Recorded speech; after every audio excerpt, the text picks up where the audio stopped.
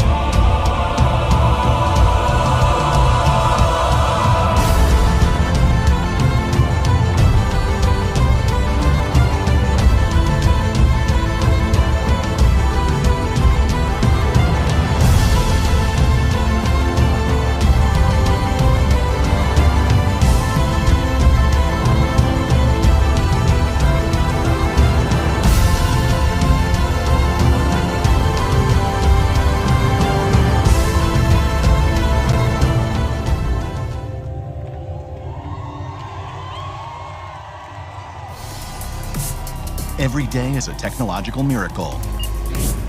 You can drive, bank, travel, connect with friends and family, even run your home from wherever you are.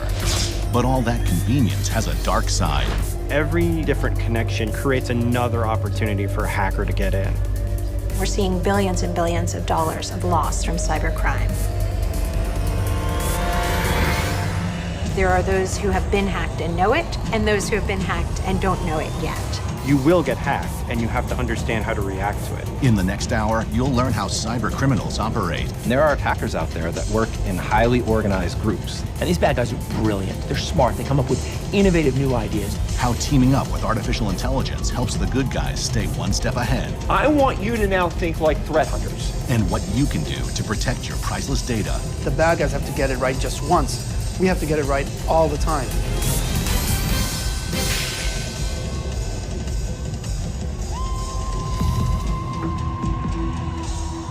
The internet was born in the late 1960s as ARPANET, a small network of government computers sharing information from opposite sides of the country.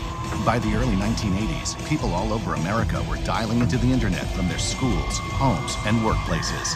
And it was just a few short years before it was hacked. In 1988, college student Robert Morris admitted that he created an electronic worm with the intent to penetrate research computers in a nationwide network. The first hackers were interested in exposing flaws in the early world of the internet. It was called the Morris worm, after the college student who actually developed it. In his attempts to try to gauge the size of the internet, develops one of the most replicated worms that we've seen on the internet. As he was developing it, he made a coding error. And in that coding error, it allowed the worm to replicate itself, causing computers globally to be unusable. By accident, Robert Morris's worm brought down 10% of computers connected to the internet and cost $98 million to clean up. So it was one of the largest widespread worms that the internet up to that date had ever seen. But hackers' ability to penetrate systems at banks and the government quickly caught the interest of criminals who saw a new frontier. It really was when the internet started becoming a place for businesses, a place to buy things, a place to maybe visit your bank, that crime became a thing. While robbing a bank meant exposing yourself to physical danger and risking your life, stealing money online carried almost no risk whatsoever. In the early 2000s, the scale of things were such that it could be almost ignored, meaning banks were able to kind of eat the costs if some of their customers lost money. With the added bonus that instead of robbing one branch of the bank, you could rob the entire bank at once. Cybercrime escalated quickly. I started working on identity theft and credit card fraud cases in 2002.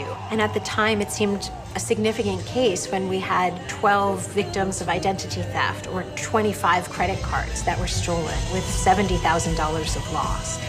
Now, credit cards are stolen by the millions, and we're seeing billions and billions of dollars of loss from cybercrime. Every year, the haul grows. In 2014, cybercrime cost the global economy $450 billion. That number skyrocketed to $3 trillion just 1 year later. It used to be the banks are the target. Why? Because that's where the money's at. But now there's so many types of targets out there. Being connected makes us very vulnerable. Every different connection you have in the network, be it a logical, social, or physical connection, creates another opportunity for a hacker to get in. As we've made our lives more digital, we've opened up our lives, our digital information, medical records, these things are all connected to the internet. And there are attackers out there that work in highly organized groups that are well-funded, that are working together so that they can steal that information, sell it, and make money. This is the essence of modern cybercrime. The 2017 breach of a major credit reporting agency compromised the data of over 143 million Americans. Criminals stole social security numbers, birth dates, and more. And today, cybercriminals have moved beyond simply stealing money or data. We've seen a significant increase in ransomware attacks, where essentially hackers are taking the data on a computer and locking up that data by encrypting it and requiring the user to pay a ransom. In the summer of 2017, the WannaCry ransomware held computers hostage in businesses large and small in 150 countries. So here we have a computer with WannaCry on it, and this is the file that was downloaded. So now if I click on it, and you're getting a warning on your desktop that files are being encrypted. So now we have actually the WannaCry interface that's saying payment is due within the next 3 days, and they're actually asking here for $300 worth of Bitcoin, and you have to pay them in a certain period of time, otherwise the price will go up, and in 7 days the data will be completely destroyed. At this point, all the files on this computer are encrypted and I can't touch them unless I pay them the money.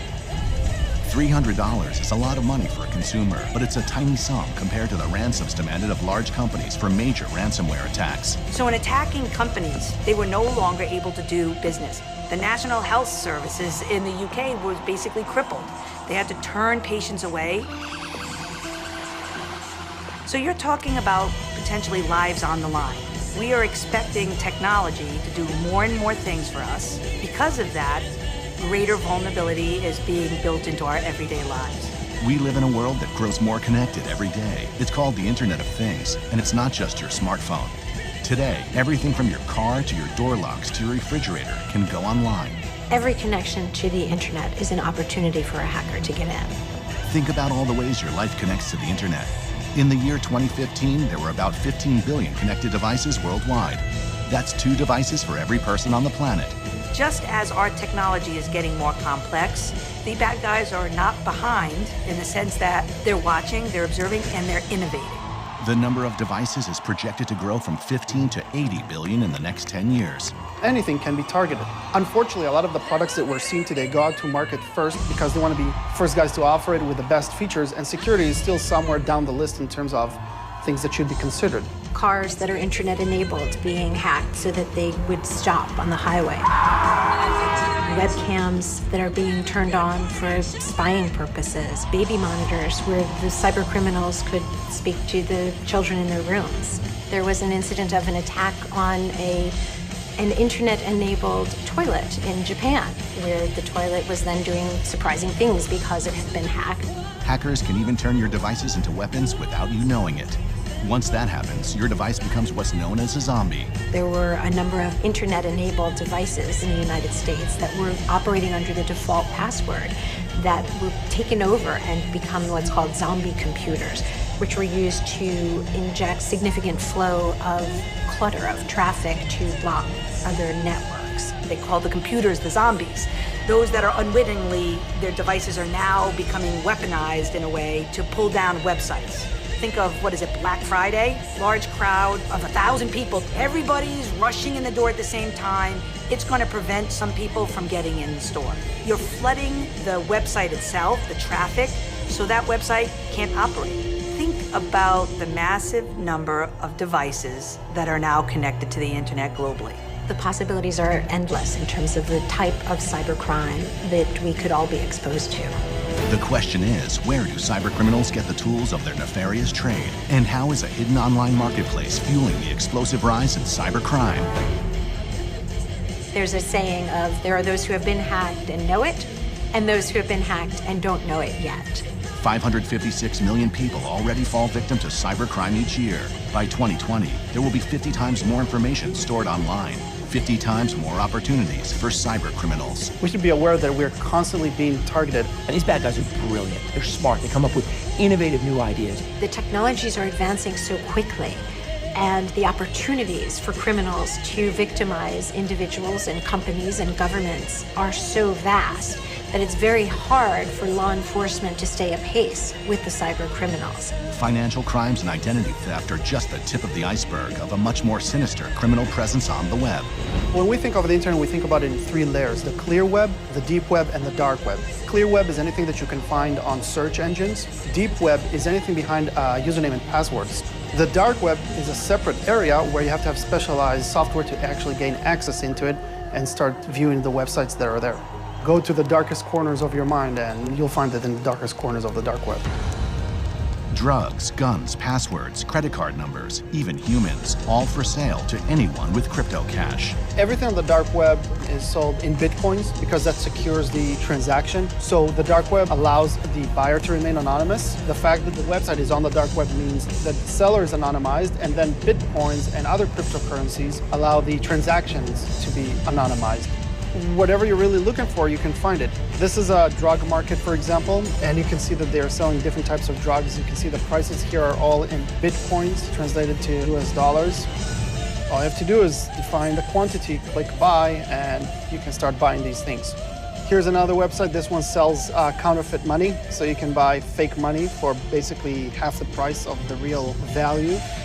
So these guys will create passports, ID cards, driver's license. You can see the prices in Bitcoins are much higher here. And we're really just scratching the tip of the iceberg because it gets a lot deeper and nastier the more you go down this rabbit hole. The dark web is a place where cyber criminals can gather with impunity. You should ask yourself, how will I as a bad guy get the service from this other bad guy? And that's why criminals created markets where you don't have to just trust this guy who says who he is. You can see actual ratings and products. Just like you would look up ratings and reviews before choosing a restaurant or making a big purchase online. Cyber criminals shop for sophisticated hacks and scams on the underground markets of the dark web. And here you can actually search for whatever you want. So for example, I searched for ransomware. I can see the actual vendor and the offer and the price. And then you'll get full information about the offering. So this seller, for example, has 556 five-star reviews in the last month alone. These were left a couple of days ago. What can I say? My new #1 fraud guy. So now you know that you buy from this guy, you can buy with confidence because he delivers. This is how you create trust in an untrusted environment. They created a market which is safe for them to deal with. These markets exist and they're thriving. A couple of them have been taken down by law enforcement, which is great, but there are dozens others. Life has become easier for the criminals today. We have to keep in mind that our information is out there. So whether if it's your personal computer that's going to be targeted by some sort of virus, or a company that you work with, or somewhere that you bought something, we have to assume this type of information will be available to attackers at some point. So here's an example of a website where information from a breach is exposed, and you can see here emails and passwords. In this case, we have an individual here, David Adams, and we have his password. Once we start searching for that name and searching for that email, we can start finding out his social media presence. We can find him on different social networks, see what he likes to do, what are his hobbies. In this case, this guy obviously likes working out, surfing, and his dog. We can also see his professional profile, see what companies he worked for, what he does. Maybe he's higher up in the chain, so he would be a good target for us to try and go after. We can craft a phishing email. If he'll click on a link on it, it'll look like it's coming from some sort of vet service. But actually what will happen in the background is he'll get infected with malware. Now it's up to us what we want to do. Do we want to lock down his computer and ask him for a ransom? Do we want to just remain under the radar and collect username and passwords that he used, maybe gain access to some back-end systems that he uses at work? Now what I'm doing here is what an unfunded, unmotivated attacker can do in 5 minutes. Now what happens when you have a funded, motivated attacker? How much information can they gather about you? It really is up to the attacker to decide how you want to approach it. For cyber criminals selling hacking tools on the dark web, business is booming. You also have people who sell and offer different services in the criminal underground that help you perform cybercrime. So you don't have to be a genius to do these. You can just go online and purchase services. One of the things that has made cybercriminals successful is that partnership with each other, use of information. Hey, my attack that I did on so-and-so worked really well. You want it? It'll cost you a little bit, but you can have it. You have military-grade weapons on the dark web, and now can be used by anybody. I personally can't buy an atomic bomb or hire SEAL Team 6, but I have the equivalent online. As the dark web has changed the way hacks are freely bought and sold, the typical cyber criminal has evolved from a lone computer savant to something much more frightening. The stereotype of hackers is it's somebody sitting in a basement in a dark room, typing away on a keyboard in a hoodie. That isn't what we're dealing with at all. They are highly organized. They work kind of 9 to 5, just like the rest of us do. They take the weekends off. And how do we know this? Because they launch most of their attacks on a Friday evening before they head home for the long weekend. And then they come back in on Monday morning to see how those attacks went. I mean, hacking is a business, it's an industry. By some estimates, it's trillions of dollars a year and rising. These hackers are out there to make a profit. They actually have expenditures. Sometimes they have payroll, they have benefits to their employees. The organizations themselves are sophisticated.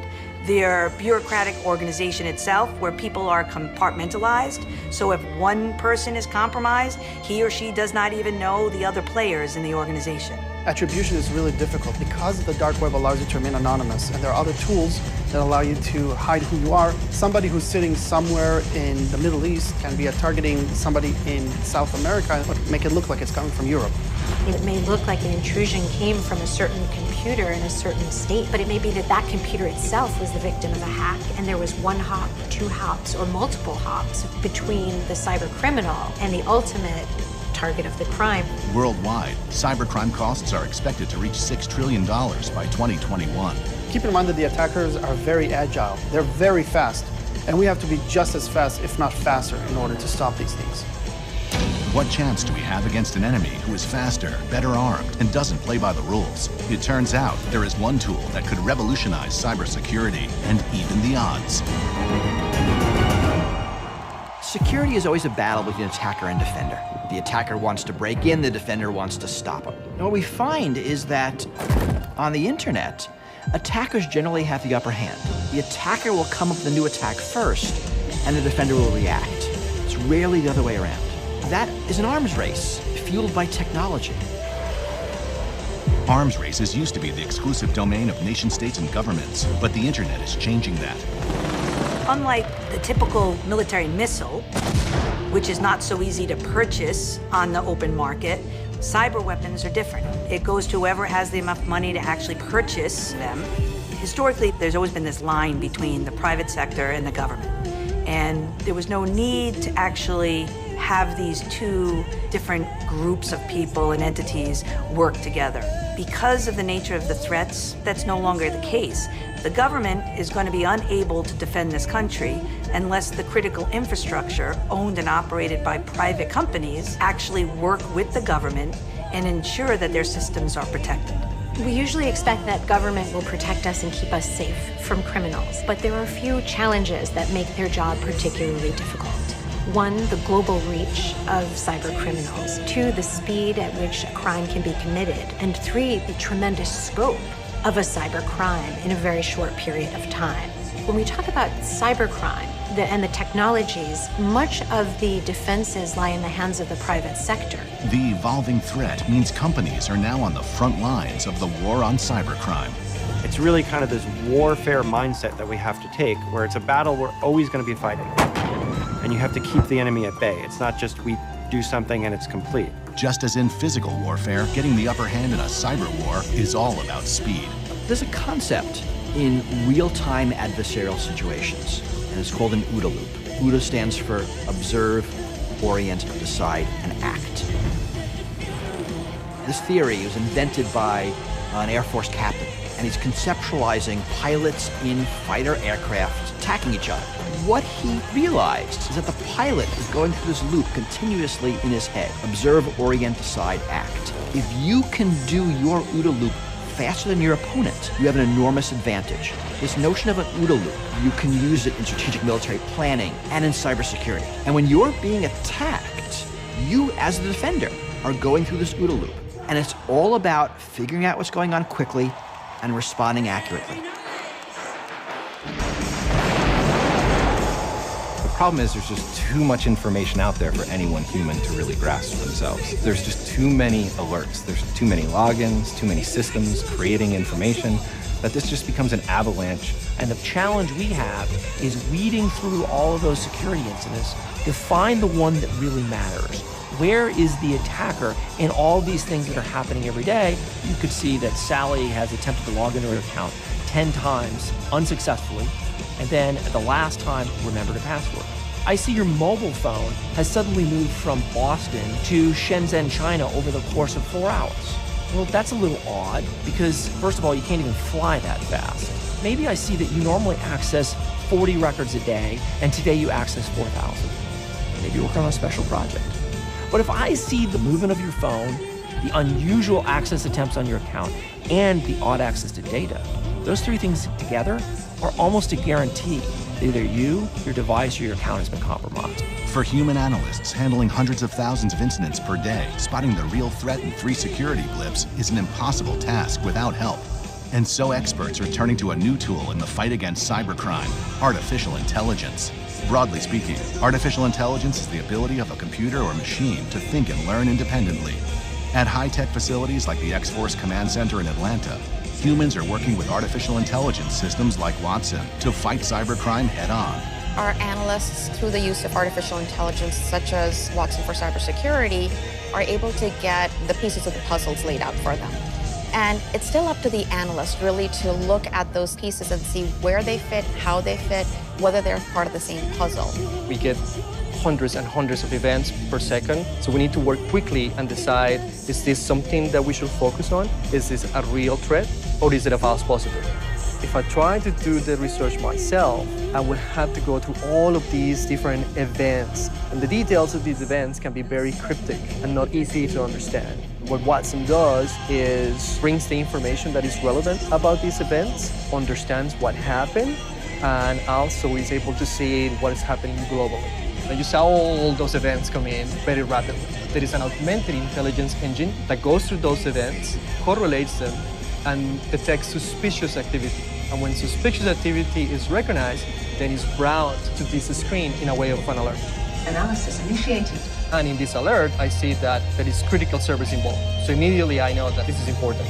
I also see this particular alert has been seen across multiple industries and multiple customers. Now I know, I've seen it before, it's bad and it's propagating. Analysis complete. Within seconds, artificial intelligence brings Carlos vital information to evaluate the threat.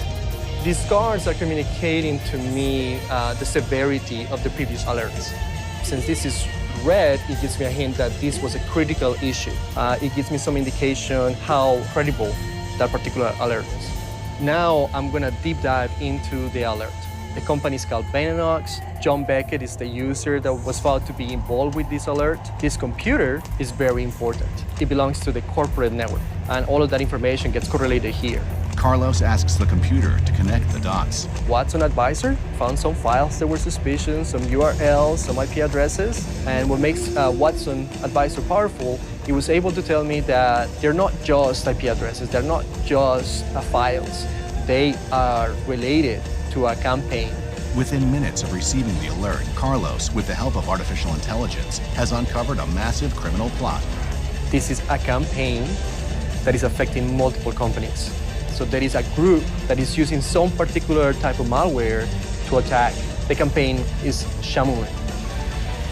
The computer refines its search results in a simple graph. Carlos can quickly trace the threat and see how deeply the Shamoon malware has infiltrated the system. Watson has enriched this particular knowledge graph, and I can see that, okay, John Beckett went to some IP addresses and websites that seem to be malicious, downloaded this file. This file has a particular signature. That signature now tells me this is related to the Shamoon malware. Very relevant and very toxic. An analyst can spend a couple of hours doing research on something like this that Watson can bring in just a couple of minutes, and that increases our efficiency so much. With artificial intelligence, we have access to information that we exchange with each other, and that enhances our ability to get ahead of the threats. And in other cases, when bad things do happen, work together to make sure that we are able to address it faster. Artificial intelligence systems like Watson process data at superhuman speeds. In the time it takes Carlos to enter his search terms, Watson can read hundreds of thousands of articles and share what it's learned. Watson allows the security analyst to ask the Watson machine to actually elaborate on a security alert that they're trying to investigate to see what Watson knows about it. So very, very quickly, all of that data will be available at the fingertips of the analyst. It's important to know that Watson doesn't replace the human. Watson is an assistant. This is an era of man and machine working together. But before man and machine can defeat cyber criminals, AI must learn to think like a human. Can AI's learning keep pace with the emerging threats, or will it be left behind? Cybersecurity specialists around the world are waging a new kind of war, one in which the old ways of securing data are obsolete. The attackers are evolving their tools. The malware that they deploy, the attacks that they use are constantly changing. In fact, they might be morphing every single second. I can't tell you how many times I walk into a customer and they're showing me this great, virtual moat they've built. It's 40 feet wide, it's 80 feet deep. We even spent extra money cabling on the alligators. Well, that's great, until somebody shows up with a canoe. In this era of rapidly evolving threats, there are actually two enemies: cyber criminals and information overload. If you understand the role of the cybersecurity analyst, they look at thousands, hundreds of thousands of security alerts. They sift through them looking for false positives and really looking for the alert that needs to be acted upon. These cybersecurity analysts are looking for every possible assistance to get to the incident that is concerning, the incident that needs a response. For human analysts, keeping up with the barrage of alerts was impossible until the dawn of cognitive computing, also known as artificial intelligence. What cognitive computing does is complement the areas where humans are really bad at. And what humans are bad at are really processing information, especially large amounts of information. The human brain is remarkable, but it didn't evolve to process massive amounts of digital information in an instant. Watson Advisor, which we have at IBM, can go through upwards of 700,000 blogs and articles about the cybersecurity industry, extract that into structured data and process it and make a recommendation to an analyst on what they should look at. But before AI can join the fight against hackers, it has to learn the language of cybercrime, a shadowy dialect filled with slang, inside jokes, and confusing jargon. If you consider the jargon used in the cybersecurity domain, you'll hear the term honeypot, and it doesn't mean a jar of honey as we might know it. So you've got to teach Watson what that term means in the cybersecurity context. Training artificial intelligence is a complex process that requires lots of human intervention to get right. So you can think of Watson just like a child. When you're teaching a child a language, you don't directly start off with Shakespearean vocabulary. You just start off with a limited set of information. Similarly, you start off with a limited set of information for Watson. And this is what gives context for Watson to learn further. We give it examples, and by associative learning, it automatically learns. Researchers comb the web for cybersecurity materials to feed the AI. Then they set to work teaching it what the words mean. We're teaching Watson to read this blog post and make sense of it so that it can be of use for other analysts later at some point. We definitely guide Watson in order for it to be able to firstly recognize the language that we speak in. Then it has to process that language because Watson is just a machine. And after it processes the language, it has to understand or make connections. And that is truly its cognitive capability. Those connections are really important because there is just a plethora of information out there in the internet which not everyone has access to and not everyone can process and assimilate in a quick span of time. Giving the artificial intelligence this context is key to its cognitive capability. Next, Preeti teaches it how words relate to each other.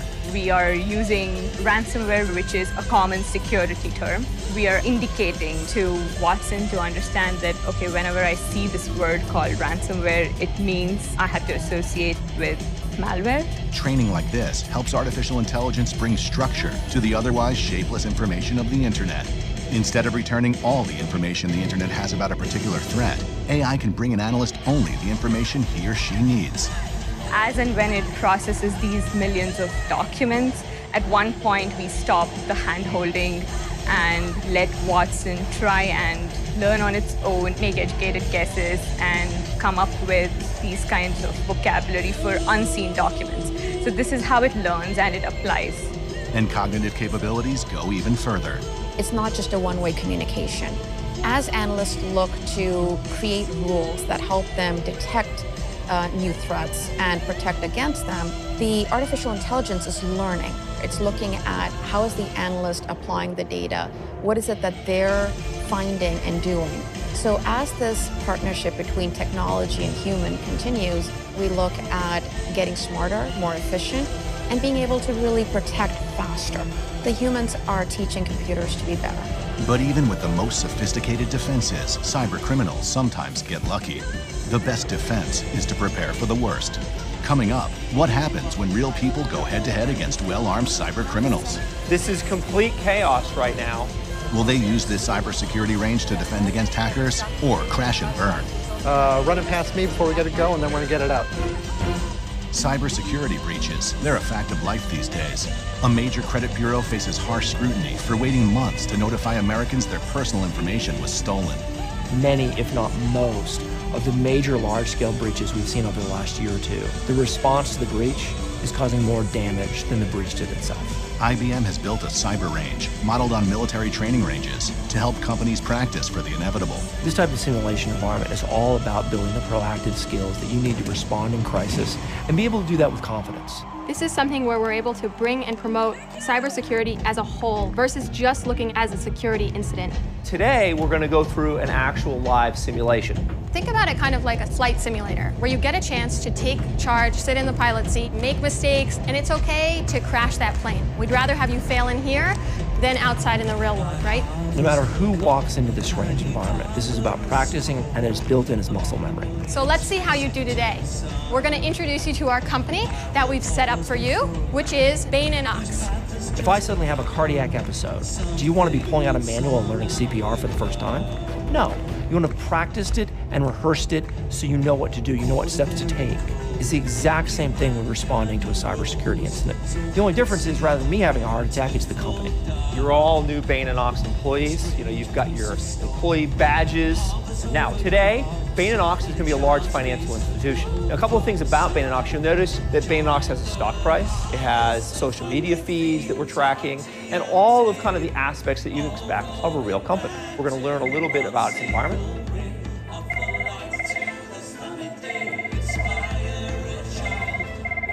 Oh, we got a phone call. Did you just hit the white button and answer that? You see this every time. The phone rings, people lean back in their chairs. This is Quanta Communications. Hey, this is Mike over at the Bain & Ox trading desk. We're having some problems with our computers. It's asking for Bitcoin, and we can't do any money transfers. We need some help. When you put someone into a crisis situation, you need to act, you need to respond. In fact, one of the worst things you can do is nothing. That can be the most deadly thing you do. Oh, that's bad. Yeah, you're telling me we can't make any money transfers. What can you do to help me? I don't know. Let's see. In graduate school and business schools all across the country, we have taught people to be slow and deliberate in their decision-making, to make decisions with data, build a consensus. These are about the worst things you can possibly do when you're being breached. You need to make decisions quickly, decisively. Hi, hold on one second. Hi, this is Josh over in IT. How you doing? I'm doing pretty good, man, except all of our computers have been hit with ransomware. We're probably losing millions of dollars every minute. All right, we're going to work on it from this end. Just keep them off, and I will let you know immediately as soon as we get this resolved, okay? Legal department. Yes, my name is Spencer Chambliss with Packet Finance. Who am I speaking with? Hi, yes, this is Kathy from Legal. Can I help you? First thing I'm going to need you to do is take that computer off the network. Can you do that for me? Hello, this is NCOM HR. This is Matt from HR here in New York. Well, at this point, there's no information for me to tell you. There's an awful lot going on right now. I think I've been hearing a little bit something here down the hall. This is complete chaos right now. Except there's one group that leans in. And we were trying to figure out why is this? And also, we noticed that when they respond, they do an incredibly good job. Which one of you is going to take charge of this situation?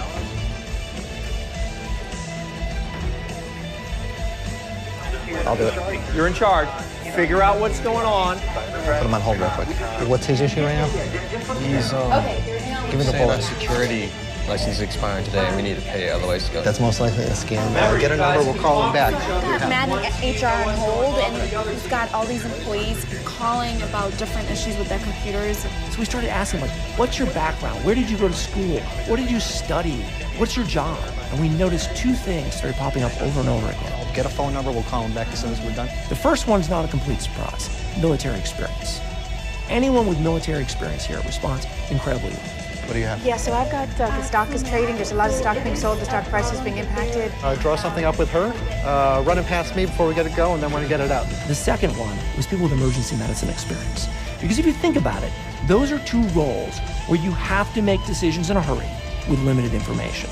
You have to do that comfortably and be willing to fall back on those decisions. Disconnect him. That's it. He's all done. All right, so what was that like? Chaotic. A little bit chaotic. Part of the reason why we do that is to get you used to working in crisis. One of the things we notice in these types of environments is identifying who's in charge, getting that leadership model in place. So Josiah, I'm curious, what is your background? Well, I served 8 years at Fort St. Houston, 232nd Medical Battalion. Oh, well done. Thank you. What does a firefighter do all day? They don't put out fires.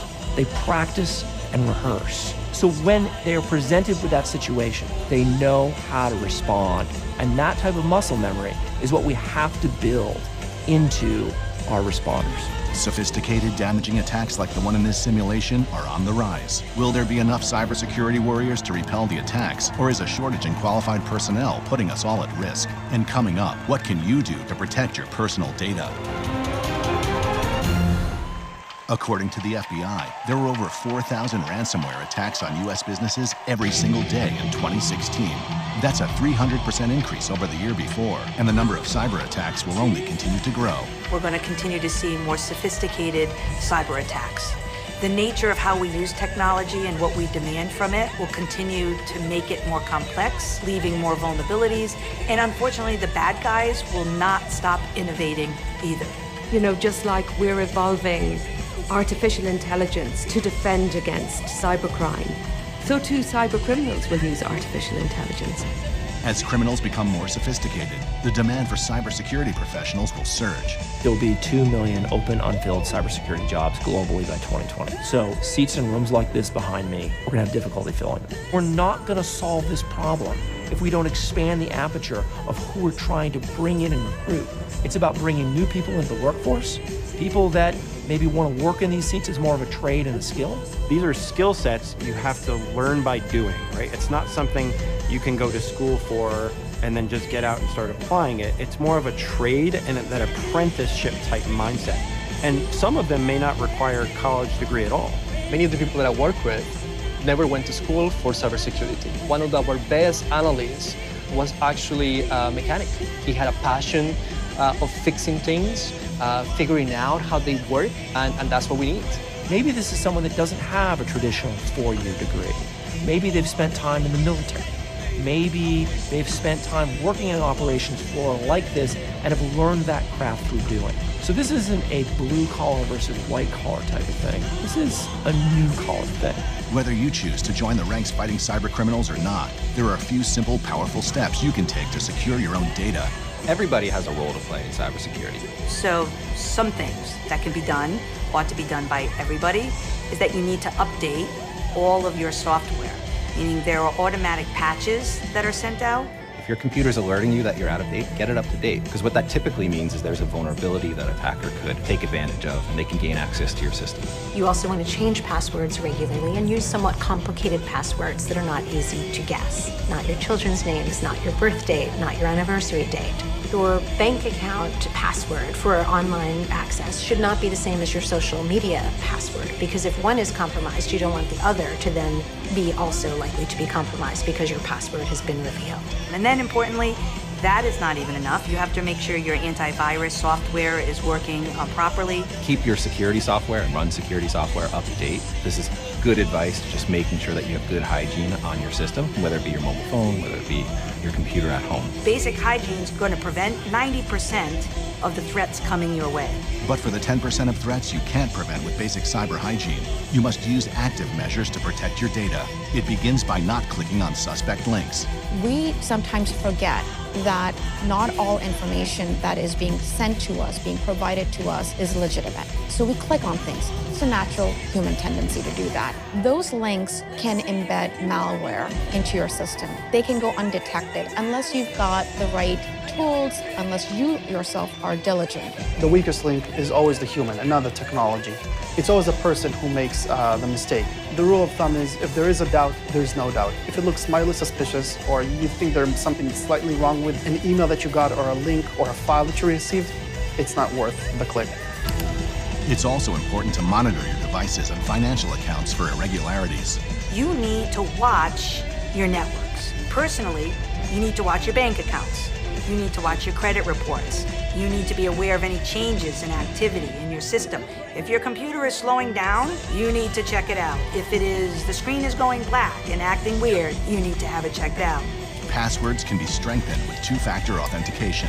Two-factor authentication, where to get onto one account, you might get a text, for example, on your phone to enter a code. People don't do it because it takes an extra step.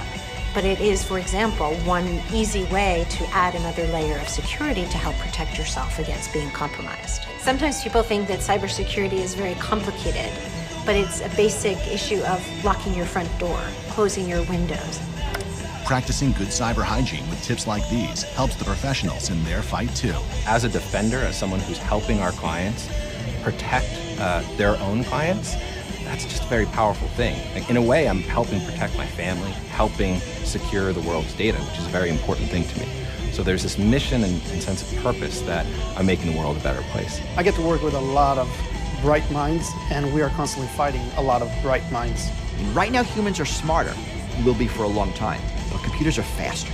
And the more we can leverage that speed with some smarts, the more a computer will be able to compete successfully, and a computer-human team together will be unbeatable. An educated lady, known to be of impeccable character, is sitting at her computer. She pauses for a brief second, looking outside at the night sky, and then writes, "With a gun in the street. $12,000 is fine. Just do it ASAP." Whoever's on the other side of that message writes, "For $4,000 we'll throw acid in her face, and for $50,000 we'll torture her to death." The woman shakes her head. "No, just kill her." That's based on a true story, and the person this woman was talking about could have been you. Today you'll hear about hitmen, drug traffickers, killers, even cannibals, who've all at some point been caught up in the darkest part of the internet. You'll hear why this is not a place you should go to, and we'll give you many reasons why. First of all, you should know where you're going when you visit the dark web. In short, it's hidden within something called the deep web. The deep web is just a part of the internet not accessible by your standard search engines, and that makes up most of the net. The dark web accounts for only about 0.01% of the deep web. To get there, you'll have to download certain software on your computer, such as the Tor browser. This should give you anonymity, although as you'll see today, it's not always the case. Tor was invented by the US government to create anonymous communications, and today you'll find journalists and activists using it, as more open communication could find them in a spot of trouble. WikiLeaks, for instance, is part of the dark web, although it publishes on the open web. With this in mind, it's not illegal to download some software and start using the dark web. It's what you do with all that anonymity that counts, which is what you're going to hear about in this rather dark show today. Let's also remember that you might just be a curious sort of person who just wants to have a look around the dark web. But by doing this, there's always the chance that you might walk down the wrong virtual alleyway and find yourself in a place you wish you'd never gone. You might also be a marked man after this, or worse. Before we talk about the really creepy stuff on the dark web, we should first talk about drugs, the illegal kind. Some of you might have met a person who told you they ordered the purest drugs they've ever had on the dark web, and it was delivered to their door without a problem.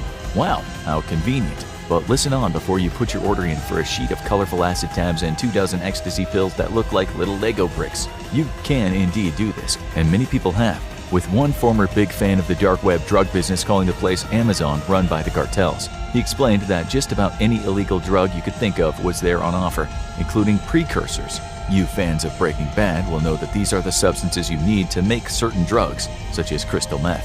And believe it or not, the sites selling the drugs are often pretty reliable, since there is a place to give feedback to the seller.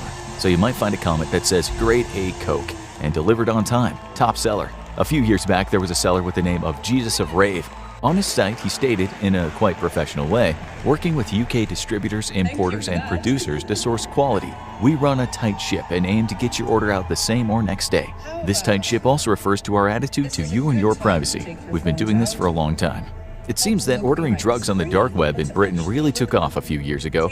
There are also lots of recent news reports stating that seizures of ecstasy and amphetamines in the post has increased dramatically, with the drugs mostly coming from the Netherlands after being ordered on the dark web. The Guardian wrote this in 2019.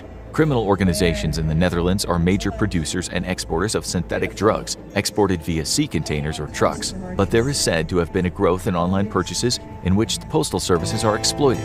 The US, Australia, and New Zealand are the main recipients outside of Europe. The same article said that a sting operation led police to a massive 300 kilograms of drugs and 51 firearms. That same year, a dark web website called the Wall Street Market, WSM, was shut down in Germany and arrests were made.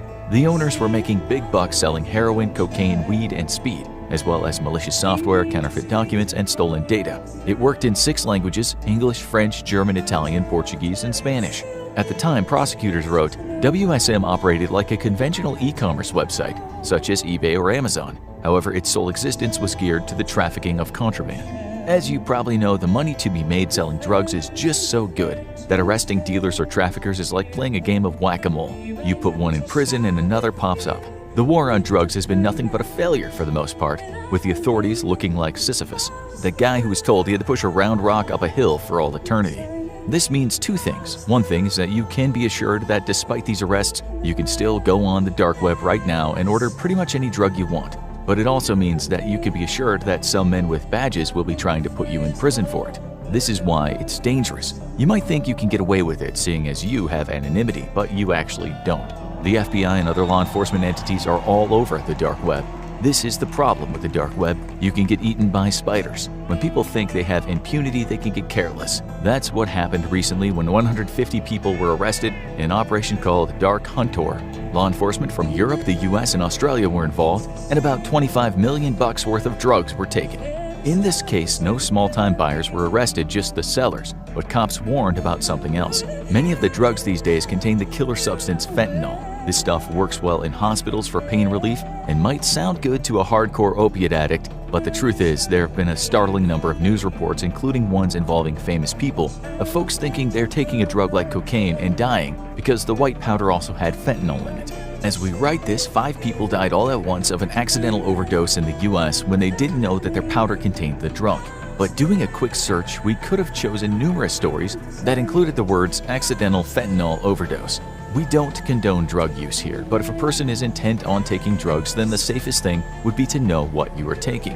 When you order from the dark web, you really don't know what you're getting, and since everything is anonymous, the seller might not care too much about what they're giving you. Even if you die, there is very little chance that they'll ever be arrested. We found a story containing the words fentanyl-laced ecstasy tablets. Rave to the grave might be the suitable expression here. Unfortunately, while it could save tens of thousands, maybe even hundreds of thousands of lives, the authorities for the most part have always been dead set against providing folks with easily available drug testing equipment. On top of this, sometimes the buyers do get arrested. There was a story in 2020 that stated 179 people were arrested in a massive bust involving multiple drugs and guns, and some of those arrested were buyers. Most were in the US, others in the UK, Germany, and Sweden, the Netherlands, and Austria. At the time, the authorities claimed that the golden age of the dark web marketplace is over. But they've been claiming to be winning the war on drugs since people watched black and white television.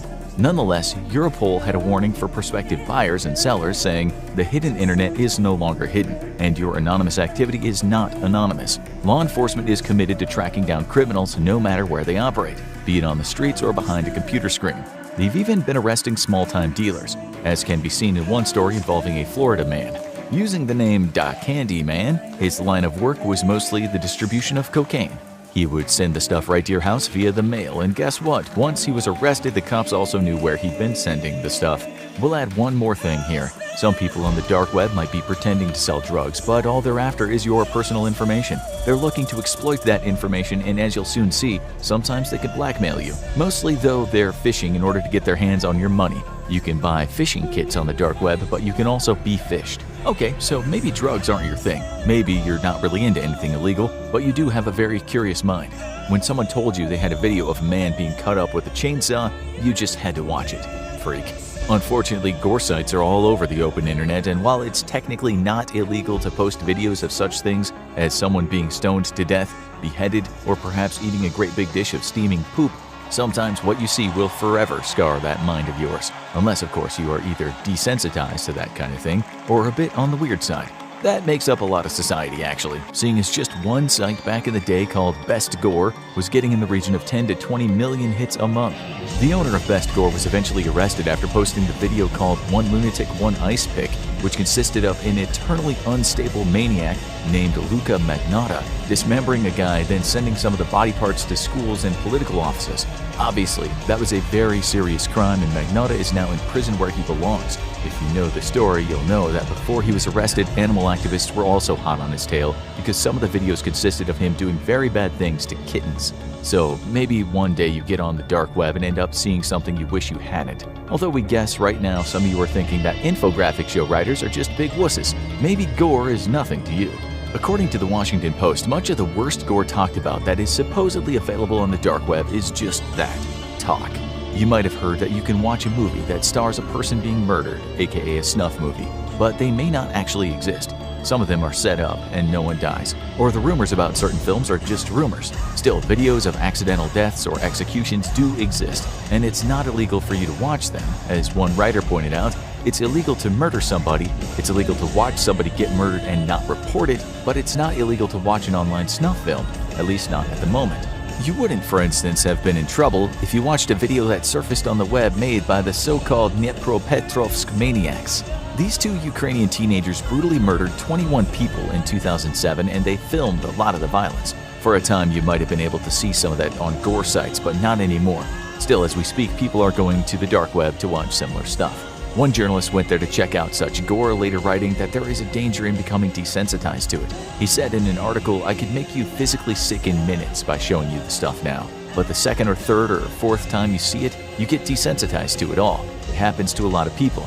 It creates a lack of empathy in people, and the more you watch, the worse it gets. We don't need to tell you that this isn't good for your mental well-being." But this guy said people get addicted to it. He added, "I don't know what drives people to it. It's just pure evil. Why does someone want to watch that?" The uncomfortable truth is there's a lot of evil out there. Then you could be down one of those bloody rabbit holes and really see something you wish you hadn't. In the content of a sexual nature that is very much illegal, your curiosity could possibly take you there. In 2019, BBC reported that 337 people were arrested in 38 countries because they were involved in such content. Of the users, the police said they are not as cloaked as they think they are. They're not as safe as they think they are. You never know if you're being watched when you're on the dark web. There was a recent case of a guy in the US that talked on a web forum in the dark web about killing his wife. He asked other people for advice on how he might do it. He wrote, "I aim to ensure my wife's death within 18 months, ideally long after our divorce is finalized, about 6 to 8 months from now. This is the only way I can begin a new life with full custody of my child." After some discussion, he came up with poison, which he said might be put in her coffee, wiped on a door handle, or just slipped on her feet while she was asleep. He then tried to buy what the authorities call a chemical weapon. They later explained to the media that it was a colorless, volatile, flammable, and highly toxic liquid that can be easily absorbed through the skin and might produce life-threatening systemic effects with only a single drop. The man bought the chemicals too, paying $95 for a 10-milliliter vial. The problem is the seller was none other than the FBI. Agents arrested him after he went to the place and asked for it to be mailed. Once in custody, he admitted to the murder plot and said he'd been thinking about using the dark web to hire a hitman, but he told agents that hiring a hitman would be as expensive as getting the divorce. Hiring a hitman on the dark web could also get you in trouble. Not too long back, you could have visited a so-called hitman for hire website on the dark web and found one that stated, "If you want to kill someone, we are the right guys. We have professional hitmen available throughout the entire USA, Canada, and Europe, and you can hire a contract killer easily." One guy was told that he could have his wife killed for $6,000 and the death would look like an accident. A bunch of such sites were around back then, with names such as Sicilian Hitman, Drangheta Hitman, Camorra Hitman, Bratva Mafia, and Yakuza Mafia. They were all actually owned by the same person. One site claimed, "We offer a large international network of experienced hitmen and provide services to beat up, set fire, or kill customers' targets. We assign hitmen in the same country as the target with the appropriate skills that match the job specifications." The thing was, the guy behind the sites never intended to kill anyone. He just took the money and at times talked to the FBI. There have been instances where someone went on the dark web trying to hire a hitman, and after the payment was made, the person got arrested. This happened not long ago with a British doctor, and it later happened to a woman in Denmark for hiring someone to whack her former boyfriend. In a very recent case, including a 51-year-old woman in Florida who'd gone to the dark web and tried to hire a hitman to murder the new wife of her ex-boyfriend. She paid $12,000 in Bitcoin and a further $350 for the gun, and all that information was seen by the FBI. The agency also saw her first message, which read, "I'm looking for a quick hit in Southern Florida. Is anyone available?" This was a woman with a master's degree who had her own financial consulting business and regularly attended church. She was sentenced to 6.5 years in prison. The website was just another scam, although it looked real enough. It stated that the prices were $5,000 for death by shooting, $20,000 for death by sniper, and just $2,000 for a good old beating. In another recent case involving a man in Italy, he paid 10,000 euros or $11,855 in Bitcoin for men to go visit his girlfriend and beat her to death. European police got wind of this, although the news stories didn't exactly state how. In 2020, a woman in Michigan was also hoodwinked by such a website that she believed had 18,000 operatives working worldwide. She gave the site $5,000 to knock off her husband. It turns out that the site was run by a man in the US who never killed anyone but pretended to be a hitman as a way to catch potential criminals. This is a murky area, since such websites might entice folks to want someone killed. The owner of the site told the media that since he'd started it up, he talked to about 400 people who were looking to have someone killed, and a few people who wanted to sign up as hitmen. The guy said about 10% of the people he chatted with had legitimate requests, and that's when he informed the cops. The point we're making is when you're on the dark web, you never quite know with whom you're getting involved. We're sure some of you would think it'd be funny to talk to a hitman and pretend you wanted someone killed, but even that could get you in trouble. Still, the owner of the aforementioned site said he always waited a day to ask the person if they still wanted the job done. If they did, he then got on the phone with law enforcement. Talking about one of his first cases, he told the media, "I get an email from a woman saying she needed 3 people murdered." A few hours later, she sent a second email with the names and addresses of the people she wanted killed. The woman was a British Canadian who said the people she wanted dead had stolen the inheritance she should have received from her father. The website owner added she wanted to get even. She was going to stop at nothing. I reached out to a friend who was a sergeant and said, "I think this lady is serious. Can we request a welfare check?" The friend notified Canadian authorities. She was eventually sent to prison for a few months for soliciting to commit murder. The website owner was proud, saying he helped save the lives of 3 people. Although you have to question if this woman would have had those killed, or in the end, just killed them herself. The web is full of these stories. One website claimed that it wouldn't just kill people but would torture them to death, although that would set the client back a whopping 50 grand. Painless poisoning was 42 grand. An acid attack, 4 grand, and crippling was $10,000. Not only are these sites scams, but even if a person doesn't get reported to the police, how will they ask for their money back? They don't even know who they've been talking to, and there's no way they can go to the cops about their missing money. These days, the newest hitman websites on the dark web tell people that there are all kinds of hitman scams out there, but they are the real deal. One site declared, "We can provide video proof of our services with timestamps." Again, such proof is not possible for fake services. Sometimes they'll go to great lengths to look real too, with one website going as far as hiring some dude to set a car on fire and film it just to show the potential client that he meant business. It was later found out that the guy who'd set the car on fire was a man in California who contacted the website and said he somehow wanted to get involved with the hitman business. The website in this case was called the Bessa Mafia. It was later talked about in the media after it was discovered that after a man had paid $6,000 to have his wife killed and it never happened, he then killed her himself. There is no shortage of spiders and crazy people on the dark web, which in general is why you ought to give it a wide berth. We can only find one instance where it's been proven that hitmen were hired on the dark web and actually went through with the murder. That was a case in Russia where 2 teenage boys killed a drug trafficker for a rival drug trafficker.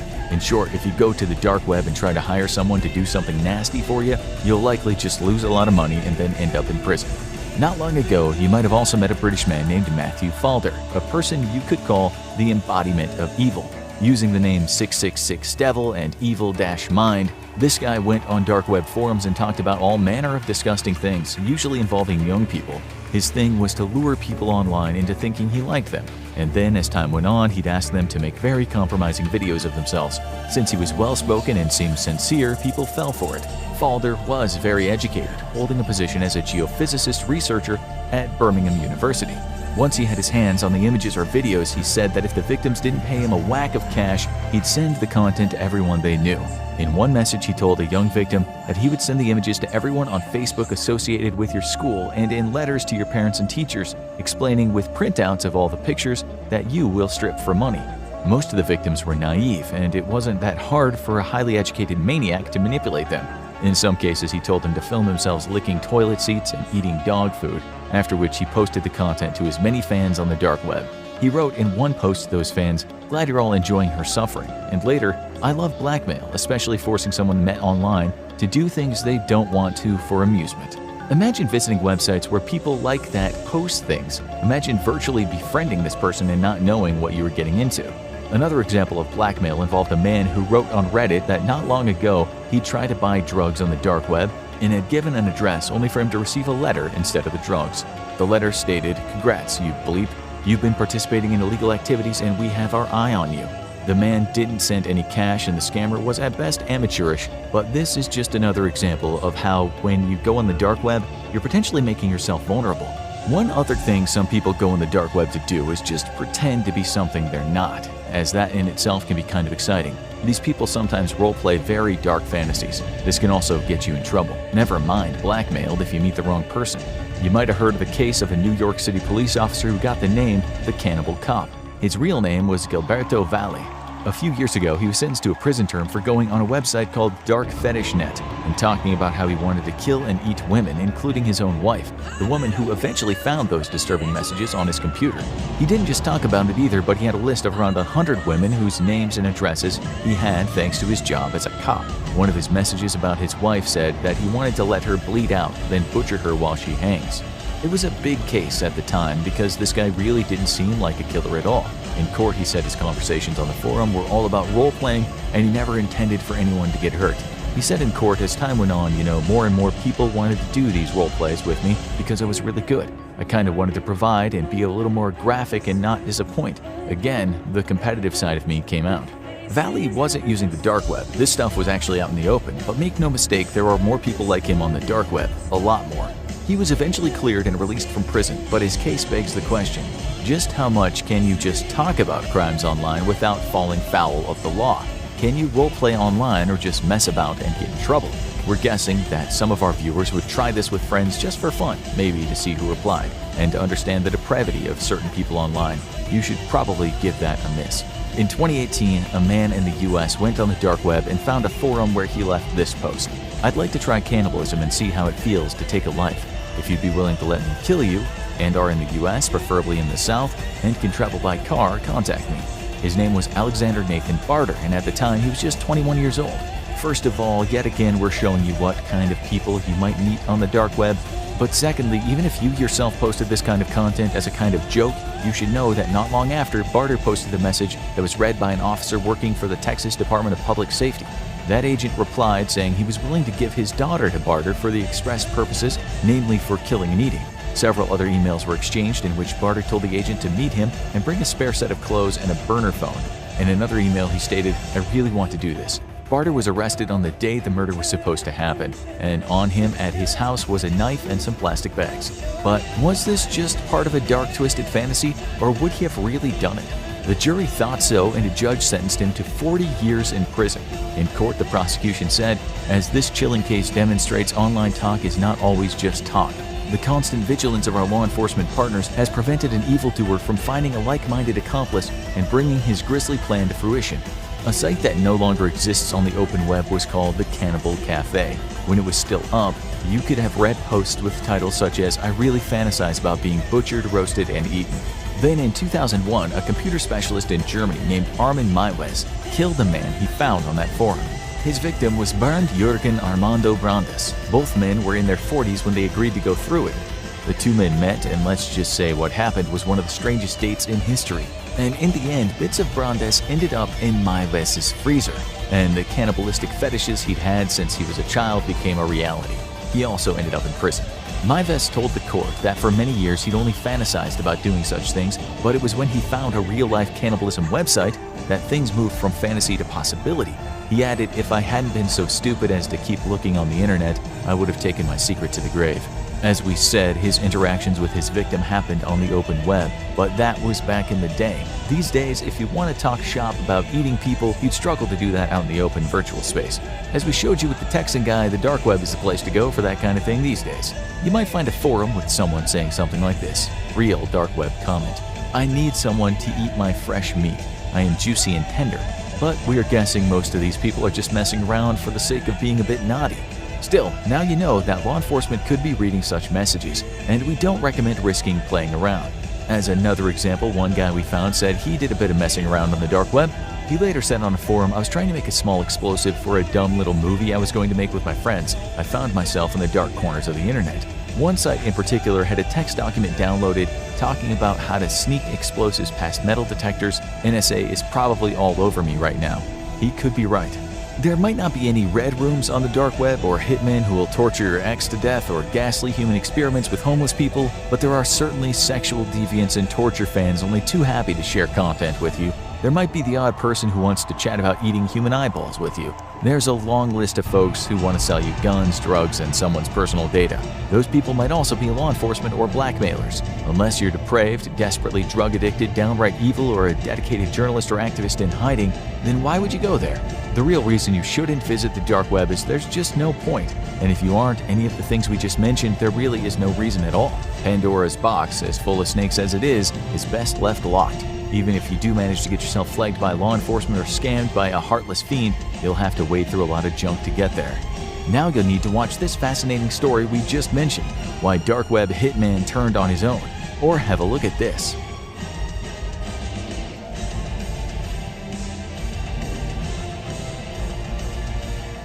This is the most evil, the most disturbing, and the darkest episode we have ever released on the Sean Ryan Show.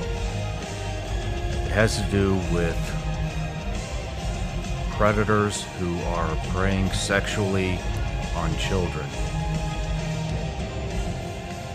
Ryan Montgomery, the #1 ranked ethical hacker in the world, has dedicated his life to hacking into these websites and exposing the predators who are preying on our children to the world. And he has thousands and thousands of names now that he's releasing. This is going to save a lot of kids. And I want you to share this with everybody you know. The public needs to be informed of this. And here's how the kids are going to be saved, because everybody says, oh, share my stuff, right? Here's how they'll be saved. Every parent that watches this will smarten up on what their kid's doing on the internet. Every kid that watches this is going to smarten up and become aware of how prevalent this stuff is on the internet. And every one of you predators that's watching this, it's going to put the fear of God into you, because when you're caught, you will be humiliated and hopefully in prison. That's how this is going to save these kids. People are going to smarten up. They're going to realize this is everywhere. This is on every social media platform, every chat room, everywhere you go on the internet. These people are hanging out. And unfortunately, we have to fight censorship here, because here's one thing. These predators have a lot of powerful people throughout the world, in government, in Hollywood, all over the place, that are sticking up for this community. So we've done everything we possibly can to avoid censorship. We have demonetized it ourselves. This isn't about money. This isn't about advertising. This is about saving kids, and that's it. So we've demonetized the video ourselves. We've pulled footage. We've bleeped every bad word on this video in hopes that it does not get censored, because the masses and the people need to watch this now. This is a battle between good and evil, and I can tell you right now, good is losing, unless people like you start to stand up and get loud about this subject. This isn't about politics. This isn't even about the country. This is about kids all over the world. This is happening. Please pay attention and share this with everyone you know. If you want to see the unedited stuff, it'll be on my Patreon, and it will be on Rumble in a few days. And Patreon, like I said, we demonetized this one. You alone are who's making this possible. So thank you for the support, because if it wasn't for you, this wouldn't be happening. With that being said, I want to just say, Ryan Montgomery, I'm real proud to know you, man. And it was a real honor to have you in here and get this interview and educate the world on what you're doing and how these predators are reaching our kids.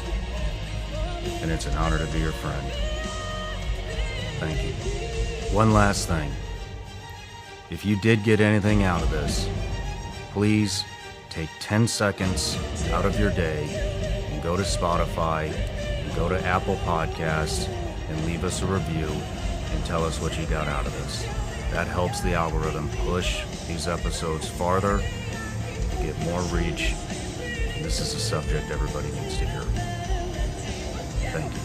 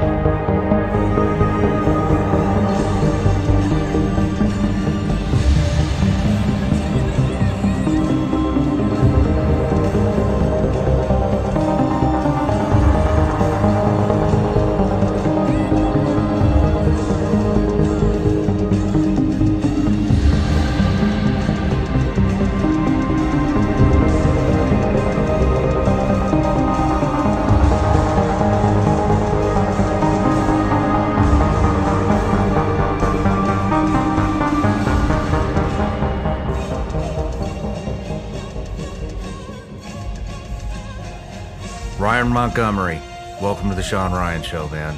Thank you for having me. It's an honor to have you. So I found a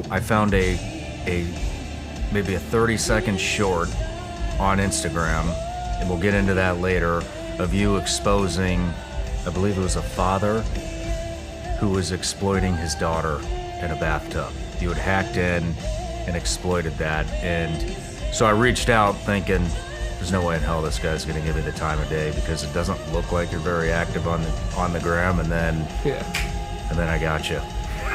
So I'm just super excited to be here interviewing you right now.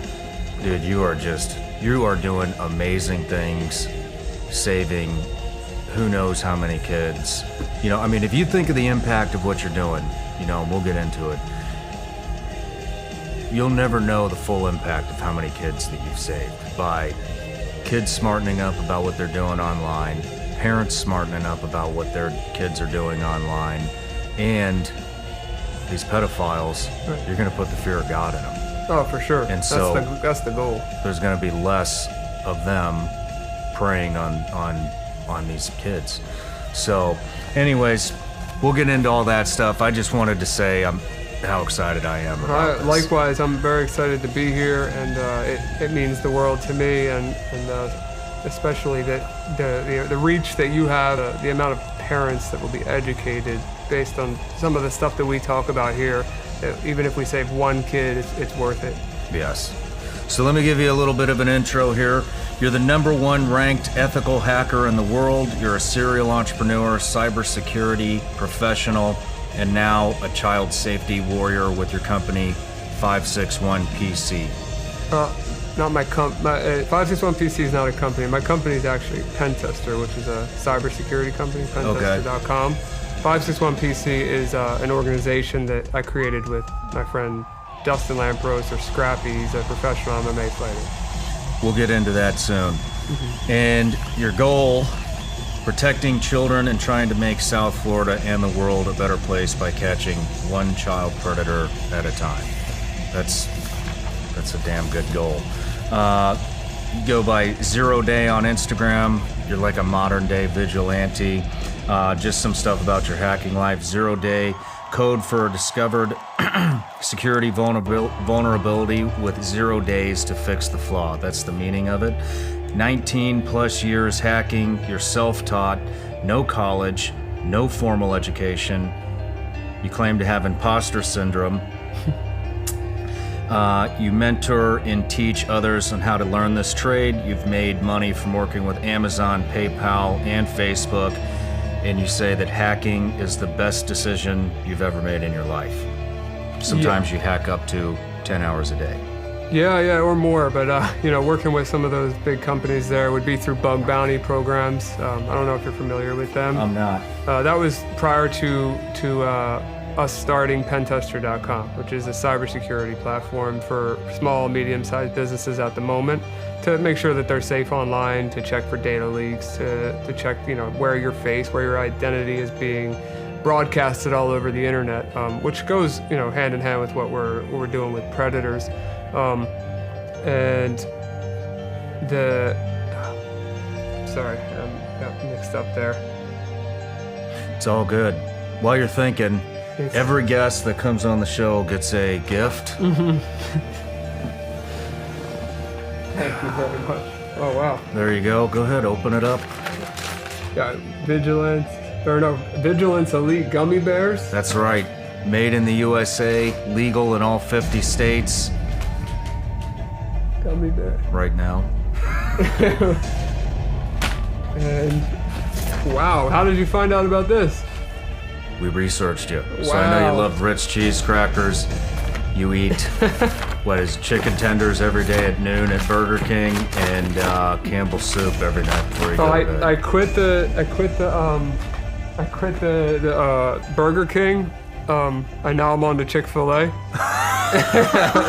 at 12:30. I do eat Ritz Bits cheese crackers every single day. Campbell's chicken noodle soup. Actually, I walked 2 miles last night to Walmart. I could have Ubered, but I walked 2 miles last night to Walmart to get one single can of Campbell's chicken noodle soup, and didn't realize there was a microwave in the hotel room. So I even contemplated putting the metal can on the iron to heat it up, so that I could eat it last night. You walked 2 miles for a can of Campbell's soup to heat it up on an iron. For a 99-cent can of Campbell's soup, yep. Incredible. Yeah. Well, if you come here again, I'll have that wait in your hotel room for you. No, it's all right. But, so moving on in the interview, you have a interesting childhood, it sounds like, overcoming addiction. I want to get into your childhood, how you got into hacking, some of the stuff we can do to protect ourselves from hackers, what hackers are capable of, and then the second half of the interview, I want to get into all the stuff you're doing, catching these predators. I think that's very interesting. This is going to be one of the most informative interviews I've ever done. But keeping it light right off the bat, how did you get involved with Facebook and Amazon, and who is PayPal? Okay, so that was actually what I was thinking about prior to you giving me the awesome gifts, what a bug bounty program is. So I don't personally own a bug bounty program, but I work with a team. I have a team of hackers that we all work together on projects. And to do that legally, there's things called bug bounties. So companies like Amazon, Facebook, YouTube, Netflix, all the huge companies out there, they offer a monetary value for a bug or a vulnerability that's found in their site. So what I mean by help protect these large organizations, it is through their bug bounty program. They may not be a direct client of the company, or some of them may be, but can't really talk about that publicly. But yes, I've helped protect all of the above. So basically, this is like some type of a red cell program where you try to penetrate these big tech companies, and then they basically give you a reward if you reveal how you did it.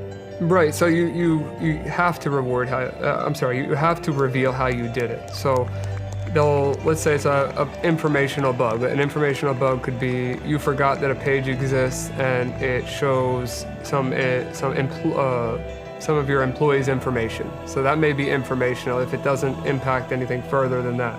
Whereas something very critical, like I could get access to your server or all the credit cards or all your clients attached to your company, that would be a critical vulnerability.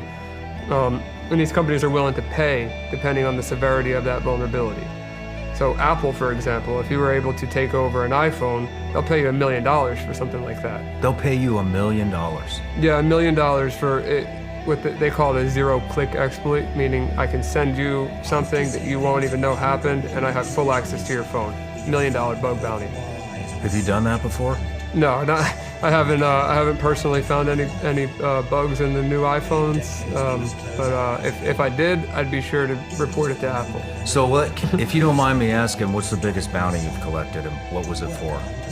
I can't tell you what it was for, but I can tell you how, because there's disclosures and there's non-disclosures. I can't disclose the company or what the vulnerability was, but it was for over it was $128,000 in credit on a platform.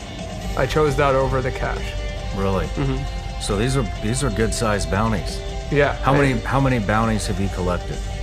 I don't know. Quite a bit. 100, 200? If you combine my team, hundreds. Hundreds? Yeah, but that isn't what I focus on anymore.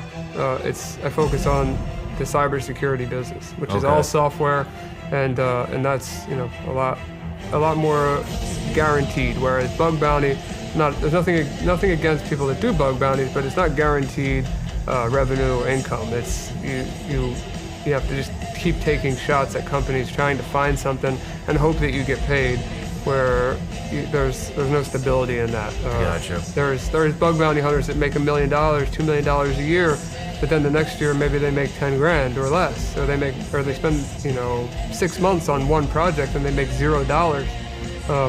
It's just not sustainable for me.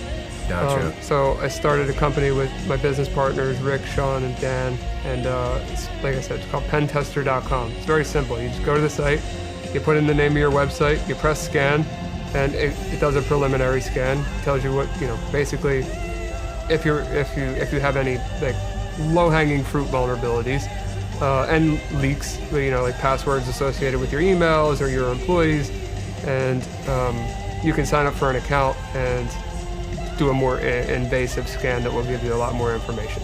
Interesting. Well, let's dive into your childhood. Sure. Where'd you grow up? I grew up right outside of West Philadelphia in Delaware County, Pennsylvania, and I lived there most of my life. What were you into as a kid? For the most part, I was a normal kid, but after 8th grade or so, or starting 8th grade, I started to meet the wrong people, and I was in the wrong places, doing the wrong things, and I met some people that were on drugs that were a little older than me, and I started to adapt, and I started to go to these. At that time, there was a rave scene in Philadelphia, and I really liked that. I loved going to the raves and doing drugs, and acting like a nut, and I was just a young kid that nobody knew that I never told anybody my age back then. To be honest with you, I was lying to people about my age back then. And those raves turned into doing ecstasy and other types of drugs at the raves. And I found out over time that I didn't really like the raves as much as I liked the drugs. And then I figured out that when I took something to come down from the ecstasy, that I actually liked what I was coming down from the ecstasy with more than I liked the ecstasy. Really? Which was opiates. And that turned into a bigger problem. Yeah, that can turn into a massive problem. Did you think you were a full-on addict? At the time, yeah. I was in full belief that I was a drug addict. I was physically withdrawing from opiates at one point in my life. So yeah, I had every reason to believe that I was. I don't know how far you want to go into it at this point, but there was a time where I realized that I went through a bad phase as a child, but I do know that addiction exists. I have a lot of it in my family, especially my dad's side, and I did some things to combat that, because of those reasons. But me personally, I haven't used drugs or alcohol in a very long time, since I was a child, pretty much, and no drugs. But I wouldn't say that I'm in recovery either. I kind of moved away from that. What was your family life like? Good family life? You close with your parents? So I'm very close with my mom. My grandfather passed away a few years ago, and he was like a father to me. He raised me, the best father I could have asked for. I wouldn't know what a father's like without him. And he passed a few years ago, and it was very rough, but I was blessed to be there. I was with him when he passed, and he had a great life, and he was a great man. My mom is absolutely fantastic, has been supportive with me even at my absolute worst. And I put her through hell. And as for my dad, he's been in and out of my life. During this interview, while we speak right now, he is currently in jail for something stupid this time. It was, drinking. I think he had an open container of alcohol and he stole some stuff from Kohl's. But my dad and I have some stepbrothers and sisters that I love, and he, when he's messed up on drugs and alcohol, he's not the best dad. So yeah. we go on and off talking to each other. So from what I understand, you're a high school dropout. I am, yeah. What grade did you drop out?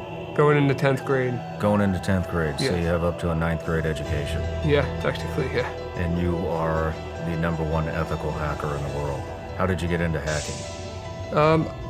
It kind of just happened because I was very young, and it didn't just happen. I mean, there was a lot of stuff that happened in between it. But when I was very young, my grandparents had a computer at the house, and I don't know if you remember this, but back in the day, AOL used to send floppy disks in the mail, and they give you a trial. And I remember the shape of the floppy disk, and I remember seeing the front of this desktop that my grandpa, I think he brought it home from work or something back then, and I remember seeing the shape of the floppy disk, and there was a little icon of it on the desktop computer. And I was like, I wonder what would happen if I put this floppy disk in the computer. And I saw the AOL logo from the mail show up on the computer screen. And it blew my mind as a kid. It blew my mind. I was like, how did that just happen? How old are you? I'm 29. No, I mean, how old are you at this time? I had to have been like 8, 9 years old at that time, maybe. Okay. And that blew my mind, and I wanted to know how it worked. From that point on, I just had this obsession with how do computers work? Why did that just come from a piece of cardboard and show up on the screen? And I just kept learning about computers and learning, fixing computers and meeting people, that on the internet through AOL Instant Messenger and other apps. And then I found it actually started with a marketing community at first. People that were doing digital marketing back in the AOL days, so just spamming out massive amount of emails, like millions and millions of emails.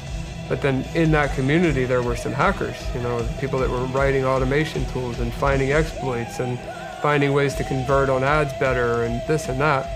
And I ran across this one guy who ended up going to prison later for hacking, I believe it was AT&T and a few other major cellular carriers. He stole some prepaid minutes, and back then prepaid minutes were a big deal. So he stole millions of dollars worth of prepaid minutes with his partner in crime, Edwin. Edwin was his partner, and the guy that I'm talking about is Robert Moore, and his hacker name went by Moore.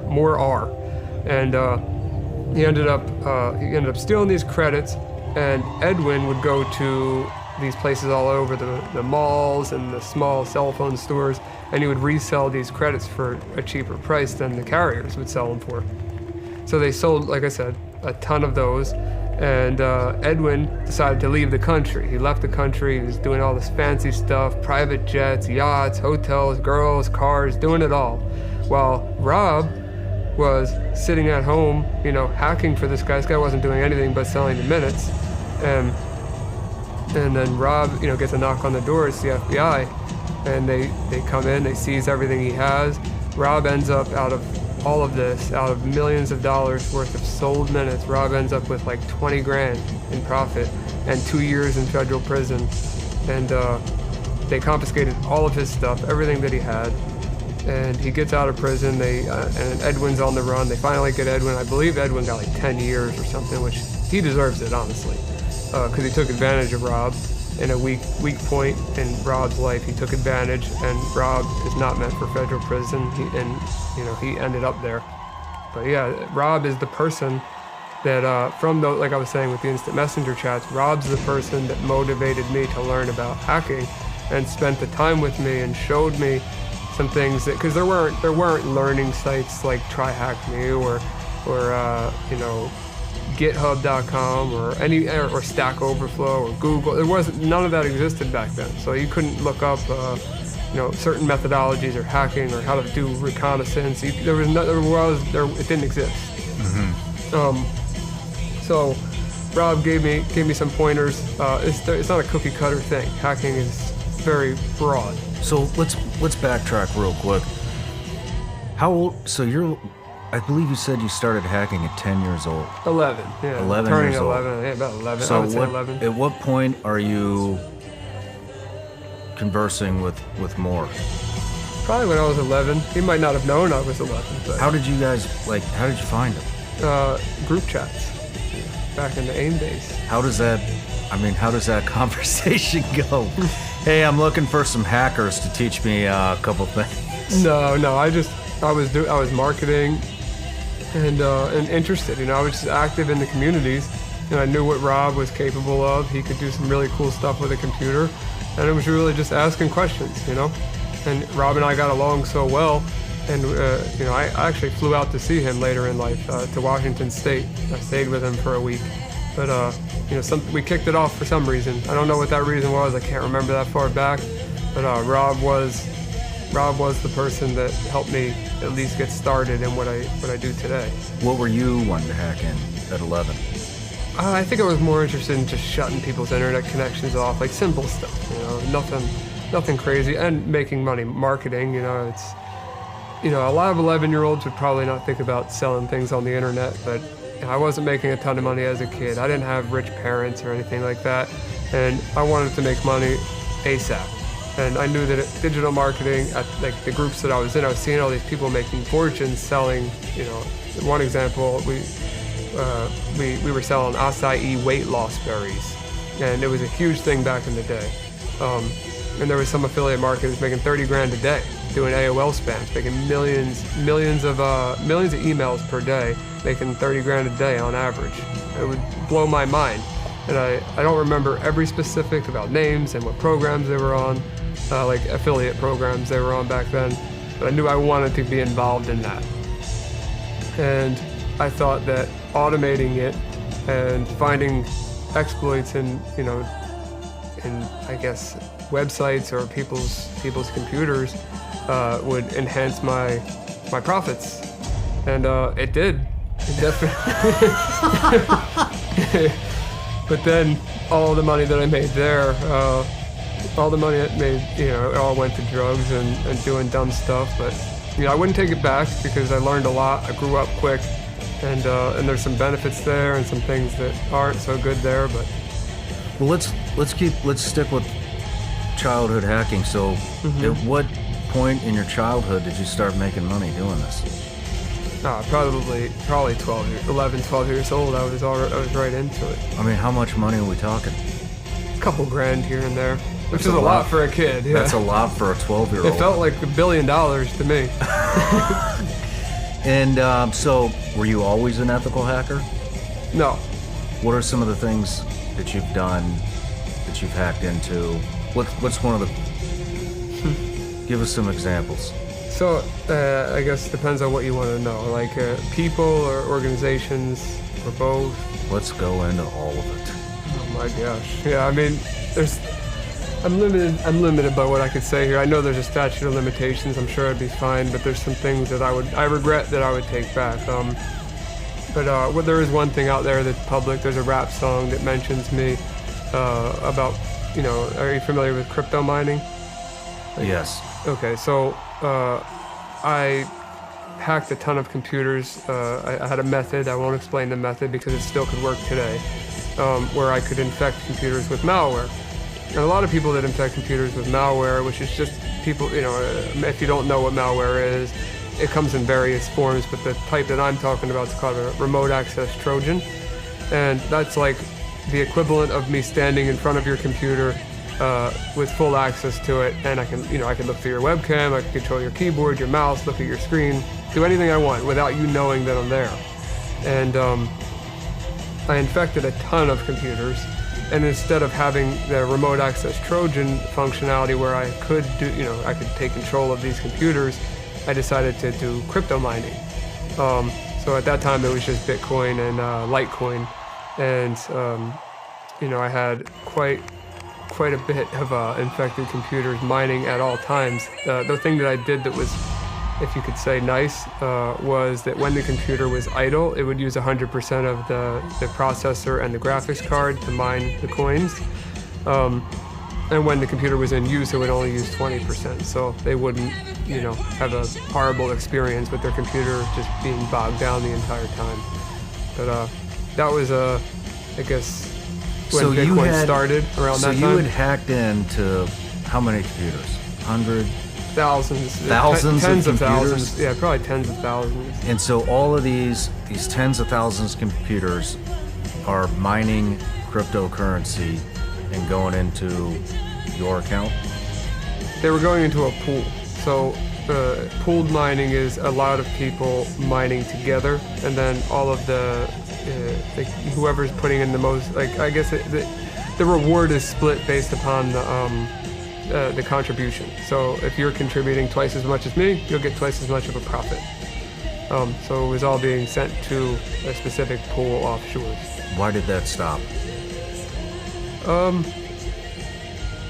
I have morals, and there was a situation that came up where obviously the bots, if let's say I had to change a pool or something went wrong, they had to be updated across the board. Every single bot would have to be updated to be pointed at a different address. I still had access to be able to do that, and I was in a community at that time with some bad people who wanted to, kind of buy access to my bots, and I wasn't okay with that. And it kind of lined up perfectly with another business opportunity that I had in life, where I kind of just said, you know what, screw this, I'm done, not taking the risk. If I get in trouble with what they call a botnet, if I get in trouble with this botnet, I'm doing a long time in prison, and it's not worth it to me. I can't get in trouble. And I stopped on my own will. I didn't get caught. There were people that knew about it, hackers, they may not have known it was me. Now they know it's me, but at the time they didn't know that it was me. But no, I didn't get caught, and I'm past the statute of limitations. I didn't hurt anybody. Maybe your power bill went up a couple cents, but that's about it. Yeah, that was the extent of that specific hack. Was that the one that was that the hack that changed you, that turned you into ethical, or was there? I would say, yeah. I would say, yeah, because around that time I switched to doing cybersecurity and starting the other businesses that we're going to talk about. I would say, yeah. I never really thought of it till now, but I would say that's when I became an ethical hacker rather than a gray hat or a black hat hacker. What is a gray hat hacker? Gray hat is in between. So somebody that, for example, if I went to your website, I hacked your website and I sent you an email and said, hey, I found a vulnerability on your site. You could call, the FBI and say, hey, this guy just hacked my site and I didn't give him permission, or you could say thank you. That's a gray hat hacker. And a black hat? Black hat just, takes over your website, tells you, hey, you better pay me or I'm releasing all your information or deleting your site, and here's all the information about you and your wife and your family and everything, blah, blah, blah, blah. Black hat hackers are, they're kind of ruthless. So you're in the cryptocurrency business, being a hacker, or you were. Is this the way of the future? Are we going to, what do you think? What's your opinion on this? Yeah. I mean, cybersecurity and keeping yourself protected on the internet is the future. If you're not paying attention to that now, and you're not seeing your browser that's warning you, the TV that's warning you, the constant news, the constant ransomware notices. If you haven't heard about the active breaches right now on all of these major websites and you're not doing anything about it, you really should start, because it is the future and it's only going to get more intense, and it's only going to get more dangerous, and everything that you have, is attached to the internet. Everything. Unless you live out in the middle of nowhere with no internet connection, even the power in your house is controlled by a remote switch. What if I turned off your power for a week and you live out in the middle of nowhere? You really have to take your security seriously. That's just a random thought, but possibility.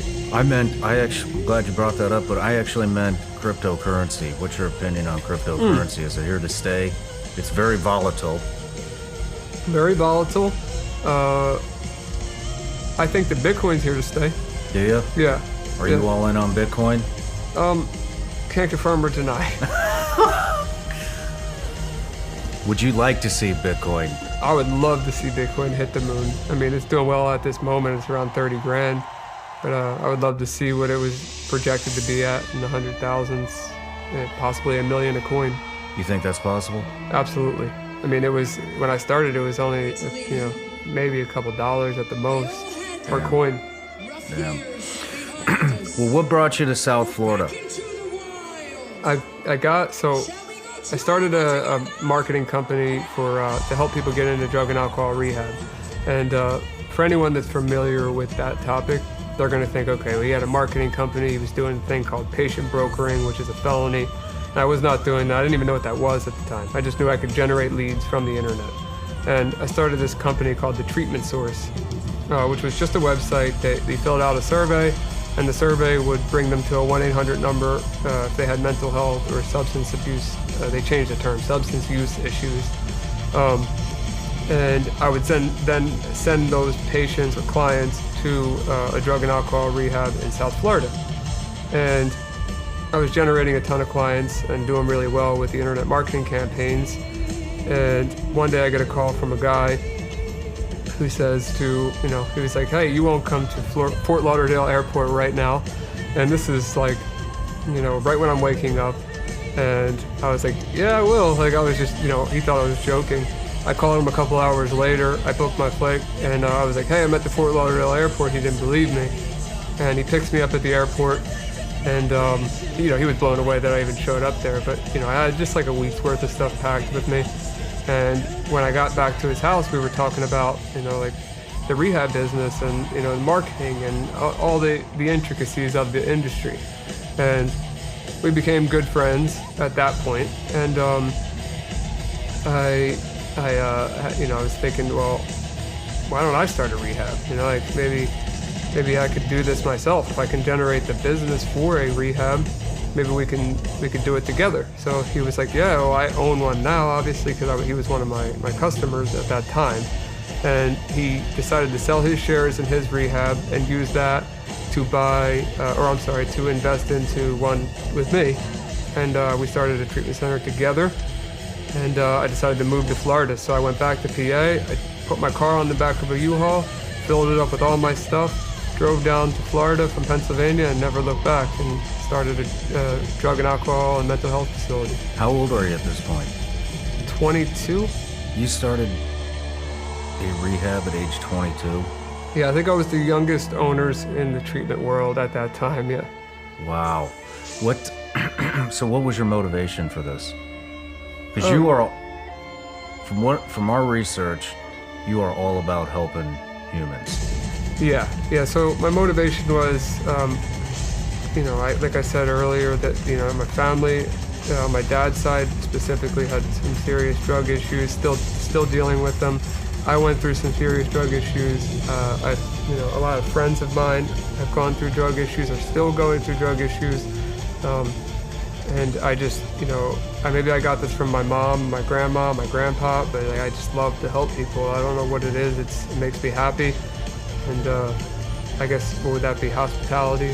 Hospitality has always just been something that makes me happy. Well, you had some pretty tragic experiences as well, if I remember correctly. Do you want to go into any of those?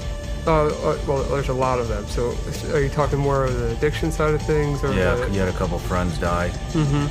So I've had a lot of friends die due to heroin overdose or car fentanyl, butyl-fentanyl, acetyl-fentanyl, and all of the different fentanyls that are getting over here and being, put in heroin. And I understand that they chose to use drugs regardless of what was in it, but they definitely weren't planning on dying. Mm-hmm. I'll tell you, I lost my Uncle Richie to an overdose. I lost my best friend Ricky Rivas to an overdose, and I'll tell you that story because this is how something else happened. But I got a call from Ricky's parents a couple years back, and they were like, I haven't heard from Ricky since this morning, and do you mind going over there and checking on him? And he was about a 15-minute drive from me, and he wasn't answering my phone calls, and at this time he wasn't on drugs, he wasn't messing up or anything. He worked for me at the rehab, and we spent every day together.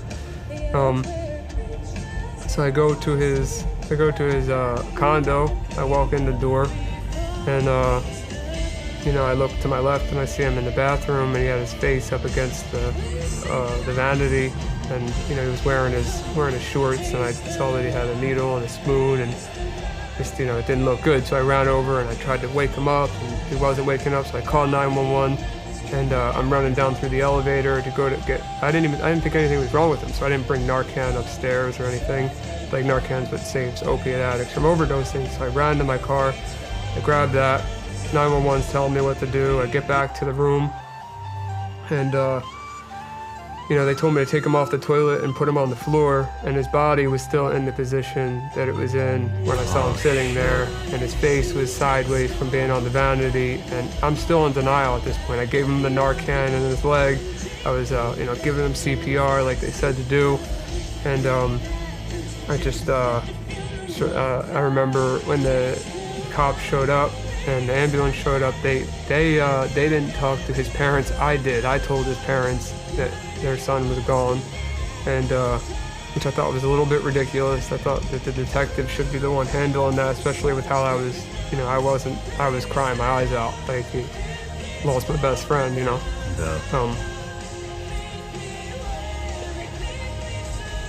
I lost my best friend to addiction too.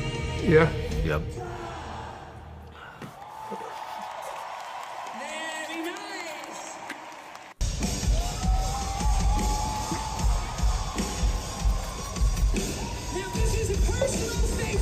Oh, sorry.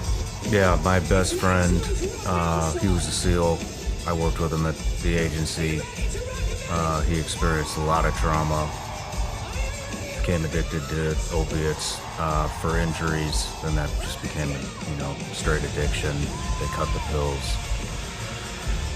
He went to heroin, and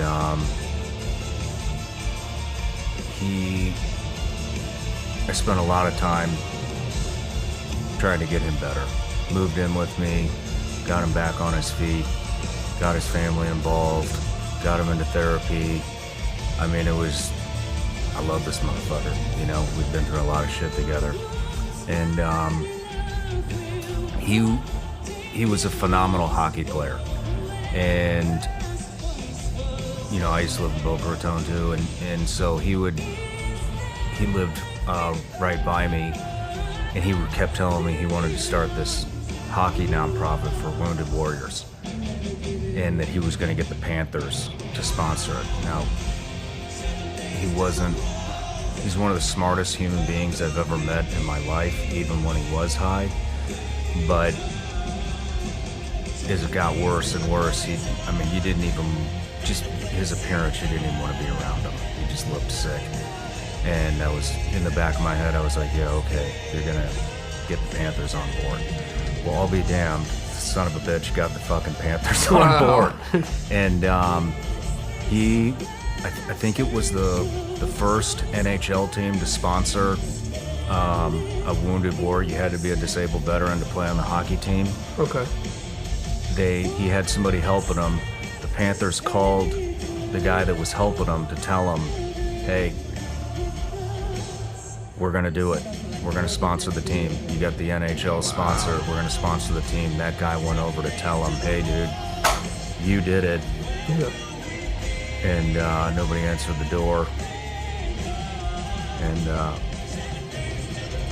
trying to keep my shit together here. Yeah, But I understand. Yeah, he didn't answer the door. Got on a stool to see, the top part, and there he was, laying on the floor, and sorry to hear that, man. Yeah, I know what it feels like. I just want you to know I can relate, and I've lost a lot of friends to addiction. Likewise, that was the first one, obviously, that happened to me, and I found them, and can't explain that, and you can't bring them back. But what you can do is educate people and try to help more people so that doesn't happen to them. And you can't fix everybody. You can't get it through everybody's head that they need to stop, and it's dangerous, and it's not just heroin and opiates like it used to be.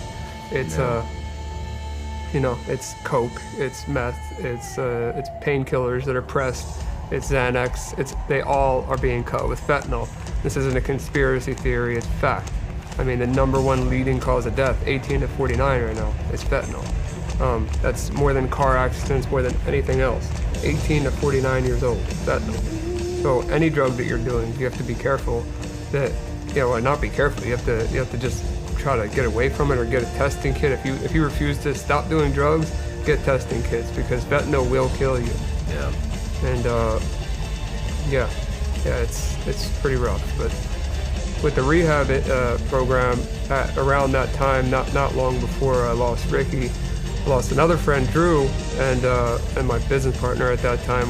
Him and I, we both were friends with Drew, and I was closer with Ricky, and we decided to start a scholarship program, and it was called, we named it the Drew Badgley Scholarship Program, which was to help people get into drug rehab that didn't have the financial means to pay. And the reason that's important is because when I was a kid, I didn't have private health insurance or money. So there was no way I was going to a nice facility like one I had, or other ones in Florida or other states that are private. The government facilities, they take Medicare, Medicaid, but some of them have 2-3 month waiting lists. Addicts can't wait 2-3 months. They die, and as you know, it could take one bad dose, they're dead. Yeah. So having a private facility and somebody that really wants to get clean, if they don't have the right insurance or the right money, you have to turn them down. And it just bothered me so much that you can't help somebody, that I was in their shoes. I wanted help, or people in my family wanted help and couldn't get it. And I started that scholarship program with my old business partner, and we brought a ton of people in, probably over 100 in the 7 or so years that I was there. It may be even more than that, but at least 100. And full scholarship. No, they didn't spend $1. And a lot of them did well. Some of them relapsed. You can't fix everybody. But we turned that after time went on. We adapted to how the scholarship program. We built programs around that. We built programs around trauma. We built programs around specifically mental health, specifically co-occurring mental health and substance use disorder, all kinds of different things. And then we branched out till we opened a detox, which was another facility, because at that point we had partial hospitalization, intensive outpatient, and outpatient, but we didn't have detox, so we were sending them to other facilities, and then we would take them. And then we had 2 facilities, and then we realized, okay, well, a lot of our people we were getting are coming from New Jersey or Pennsylvania, New York, Virginia, Massachusetts, up in that area, so we decided to start another facility in New Jersey. And we started, it was called the Shore Detox, but it got changed again. The name of it got changed. And I sold my shares in the rehab about 3 years ago, right around the time that I started to, catch the predators. And I got into the software as a service world, and buying software companies and operating them and selling them. So. You are an amazing human being, man. to do something that has that amount of impact at that young age. I mean, that's just to do it in general is amazing. And you did it at what'd you say, 22? 22, yeah. That's incredible. You realize that? I appreciate it. You're welcome. I'm still on the mission. It's not over, Good for you, man. There's so much more to come. And one spot that I forgot there was the electronic medical record system that we use, like the same thing you would see at your doctor when they put in notes about you being, at your visit. We used one called, I won't say the name, but we used one, and I got involved with those guys afterwards. And after I sold my shares, I went right to their office and I set up one of those plastic tables, put my computer in there, even though I wasn't involved at that time in that business. I wanted to work out of their office because I liked the software world. And at that point, I wasn't sure if I was going to do digital marketing or I was going to do cybersecurity or both. But being around them every day, I was like, yeah, I got to do it with them. So I got involved with their businesses, and then we decided together we're going to do a ton of software companies. And that's where we're at now, like I said, with pentester.com and many more, but that's the one that makes the most sense to talk about here today. Well, let's take a quick break, and when we come back, we'll dive into that. Okay. Cool. I want to tell you all about this new meat delivery service I found called Moink. What I really, really like about Moink is they are from a small, rural farm town in Missouri, LaBelle, Missouri, right by where I grew up, and I love supporting small town business USA. Now, when I started looking into Moink, they educated me on the meat industry, and I want to share with you all a couple of facts, according to Moink magazine. 60% of all pork is produced by one company in the U.S., and that is 100% owned by the Chinese.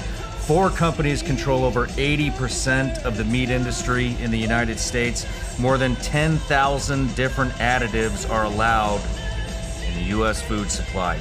99% of chicken, 95% of hogs, 78% of cattle in the U.S. are raised in confinement buildings or feedlots. It means they're not moving around freely. 80% of the antibiotics consumed in the U.S. are fed to animals. Here's a stat. In 2016, 18.4 million pounds of antibiotics were sold for livestock. That's what you're eating. Suicide rates amongst farmers are the highest than any other profession, and that includes veterans, believe it or not. I found that alarming. Now here's what Moink is doing to combat some of this stuff, which I really appreciate. Their livestock is 100% born and raised and harvested humanely in the United States of America. Their farms practice regenerative agricultural methods. They are free of GMOs, antibiotics, and all hormones. Their Alaska salmon is wild caught. Their beef and lamb are grass-fed and grass-finished. Their boxes ship from rural America, right in small-town Missouri. Love it. Their chicken and pork are pasture-raised. So, guys, check them out. Moink. Keep America farming going by signing up at moinkbox.com/SRS. Right now, listeners on this show get free bacon in your first box. It will be the best bacon you will ever taste, but it's only for a limited time. It's spelled Moink, MOINK, box.com/SRS. That's moinkbox.com/SRS. Ladies and gentlemen, this episode of The Sean Ryan Show is sponsored by HVMN's Ketone IQ. Ketone IQ can help you with energy, focus, appetite control, endurance, and recovery. They now have these super convenient little mini shots you can take with you on the go, or you can get the OG that has multiple shots and one thing, keep it in the fridge, keep it cold. That's how I like to take it with these new shots. Slam it down, get the energy and focus you need throughout the day. I take this supplement before my morning workout. I also take it when I'm studying for these long interviews and take it during the interviews. It keeps me going, keeps me energetic. I think this would be a great supplement for all of you to try. They're also available in your local Sprouts stores. So if you live near Sprouts, head over there.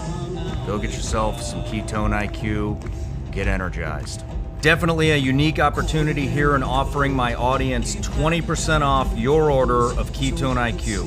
You can find Ketone IQ at hvmn.com. Use the promo code Sean at checkout to save 20%. Plus, if you subscribe, you can save even more. This stuff is great for daily use. Promo code Sean. Again, that's hvmn.com. Promo code Sean for 20% off Ketone IQ. All right, Ryan, we're back from the break. We're getting ready to dive into your company, Pentester. So what is Pentester? Pentester is a software solution for cybersecurity and protection. So there's a pen test, a manual pen test, where somebody would go into your company or a group of people, where they would check down a list of boxes of things for your compliance, look for vulnerabilities based upon your platform, and give you a report of findings, vulnerabilities. Pentester.com, it can get confusing because pen testing and pentester.com are like, pen testing is a term, pentester.com is the name of my company. Okay. What we do is we try to automate as much of what a pen tester would do digitally. So pentester.com is an automated web scanning framework. As of right now, we're building it out to be more of a more than just a web scanner. And sorry, I'm getting mixed up. No, it's fine. So let me just ask this then. So it's hard to explain, so I'm trying to make everybody understand. I get it, because I'm a dummy with this stuff. Not you. So let me ask you a question then. So if I go to pentester.com and I type in SeanRyanShow.com, what kind of vulnerabilities might I have? Here's my website. I sell gummy bears on it, and we post upcoming episodes. Your episode's going to be on there. We collect email addresses for a database to we send out a free newsletter all the time. Right. And then we got like some, if you want to apply for a job here, every once in a while we'll post that. They can run their resumes. We just did a thing where we're looking for a new video editor for shorts, and they're sending in a bunch of, we're having a competition for it. But for a website like, and we have advertising inquiries. For a website like that, it's run off Shopify. What kind of vulnerabilities would I be looking at? So there's many things. The first thing that came to mind was email breaches. So if you have like contact@SeanRyan.com, is that your website, SeanRyan.com? SeanRyanShow.com. SeanRyanShow.com. So contact@SeanRyanShow.com, or Sean Ryan at the website, or anyone that works here. I can look up that domain with Pentester and see if it's been involved in any breaches, or if it's been involved in any botnet traffic where it's scraped all of the cookies and passwords from people's browsers. Okay, hold on. What is botnet what? Tracking? Traffic. Botnet traffic. Right, so let's say you were infected with some type of malware, and that person grabbed from your Chrome or your Safari all of the saved passwords and all of the sessions, like a website. To be signed into a website, you have to have a session. So if I took that session and replaced mine with yours, now I'm you, without a password. So some of that stuff gets released on the dark web, or it's Tor. I like to call it Tor, T-O-R, the onion router. That's what the dark web is. But it gets released there, and sometimes on the publicly facing web. And a lot of people aren't aware of what information is actually out there. So when you put your website into Pentester, you get a preliminary report that shows all of that data that has been exposed related to your domain name. Well, it goes a little further than that, because let's say it doesn't find anything. Maybe you're a brand new website, and Shopify is doing a good job with all of the plugins you're using. Because remember, each one of those plugins is by an individual creator that could have messed up at any point in their code. So you're only as strong as your strongest plugin. So that's one thing there. Shopify has their own security, and then you have your own security based on your plugins. As for the emails, let's say I get nothing with the SeanRyanShow.com. Now I'm going to start looking into the Gmail accounts into Gmail, Hotmail, AOL, Yahoo, whatever, of all of your employees, your family, and then I'm going to see breaches associated with them, which I guarantee you that there is. Like I am so sure that if I pulled my laptop out and I put in one of your personal emails, that I'll have at least one of your passwords. And that password could be reused for Shopify, or maybe it's used to access that list of data with your customers that you were saying you have the client list, the newsletters, the applicants for the jobs. Maybe it's the same password you use for that. And now I have access to that data that I could either ransom you with, I could escalate my permissions on Shopify with, and take over your entire site. Maybe it's the credentials to your social media platform. YouTube, Instagram, TikTok, whatever you're on, those credentials can be reused. So it is important, like as you said, using a password manager, because all it takes is someone like me with a bad moral compass to take advantage of everything that you have. Could you demonstrate that right now? Yeah. Just type it in my email. Yeah, for sure. I'll try the Sean Ryan Show first. .com, right? Yeah.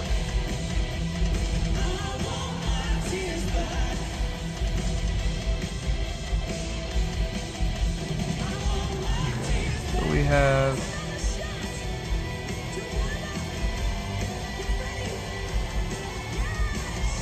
there is some sensitive information, but nothing that would be a big deal. I can show it to you actually if you want. It's not going to hurt anything. Yeah, let's see it. So this isn't specifically passwords there, but it is what came from, leaks on the internet. This isn't, it isn't anything other than leaked data. So nothing there is sensitive to my eyes. So we're doing a good job. For the Sean Ryan Show. But if you throw in one of your Gmails there or something, any other email that you may be using for a long period of time. Just type it in here? Yep.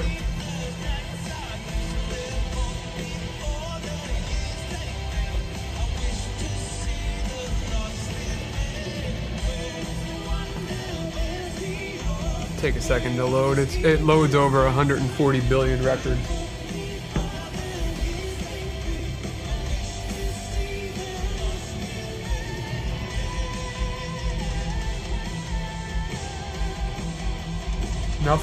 Nothing on that website. There's 2 E's supposed to be there?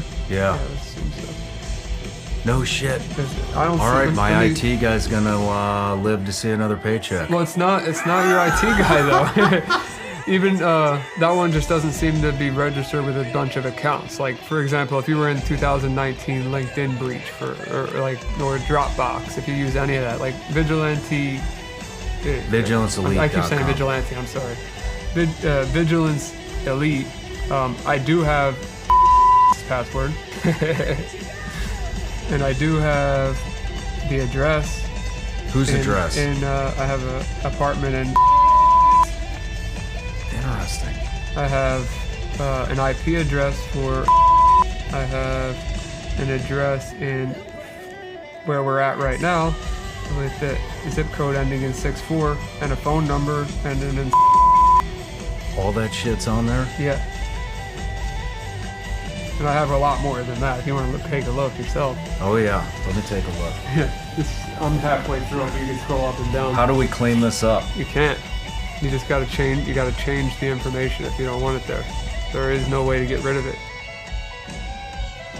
Okay, so what? Oh my gosh. So that's why small and medium-sized businesses that don't realize that they're a target, they're more of a target than they think. They get attacked because they either have exposed credentials out there or they're using old technology, and they just get grouped in with a ton of other people that are, similar targets. A lot of them don't realize they need to take their cybersecurity more seriously. And pen tester, this is kind of like a shameless plug, but for $50 a month, it's worth the money. We are the cheapest, to my knowledge, in the cybersecurity world, and we're not only giving you a software solution, but we're giving you a hands-on, manual confirmation for anything that we're not sure of. So for $50, if someone would have offered that to me prior to being a hacker myself, I was a little kid, but let's just say I wasn't ever, I'd be more than happy to pay $50 a month for something like this. This is just one of many things we offer. Okay. So is my website safe for customers? That's up to you to decide. I haven't run a scan. This is just a breach check. Oh, that's just a breach check? Yeah. Yeah, and we have more records than literally anyone else on the internet. So we're going to be able to tell you more than most most people. Some people are going to have access to these private databases that we have, as well as the public ones. But if you download certain other competition websites that sign up for other competition websites that say that they offer breach protection or the leak protection. Breach or leak protection is what they'll say. They don't have a database as big as ours. I'm sure of it. I mean, I'm very confident in that. And this is without running, like I said, this is without running a scan. So, you know, like I'll keep the computer ready for when you want to see a face, but I'll show you how wild that can get. Let's do that. Oh, you want to see it? Yeah, let's do it. So, describe what you're gonna do. So I could do my face, your face, anyone's face that you want to do. So that you just tell me whose face. Yeah, we can do my face. Okay. It's gonna be a lot of pictures of you, obviously because of your podcast, but. So basically what you're doing is you're taking a photo of me. It's gonna do the facial recognition and find every image on the internet that has my face in it. Yeah. Whether I'm tagged in it or not. Yeah. Like it's strict, you could find my face in the middle of the Super Bowl stadium. As long as it's on the internet. So yeah, let me take a picture and send it to myself.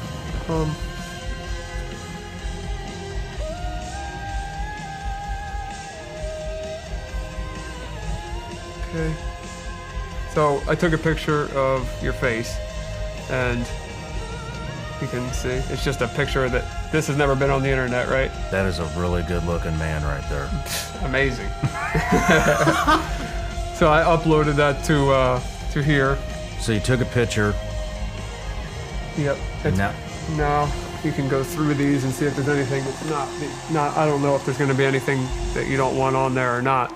But if you click them, it will give you a link to where that picture's hosted at. But remember, I used a picture that was never on the internet. Thank you for that. To find those photos of you. So it measured your face. It measured 120 points on your face, associated a picture that's never touched the internet with you. And for somebody that doesn't have as big of a following or as many photos out there, there may be less results, but you could be in a photo that you're not aware of, or there could be some stuff out there that you would want to be aware of.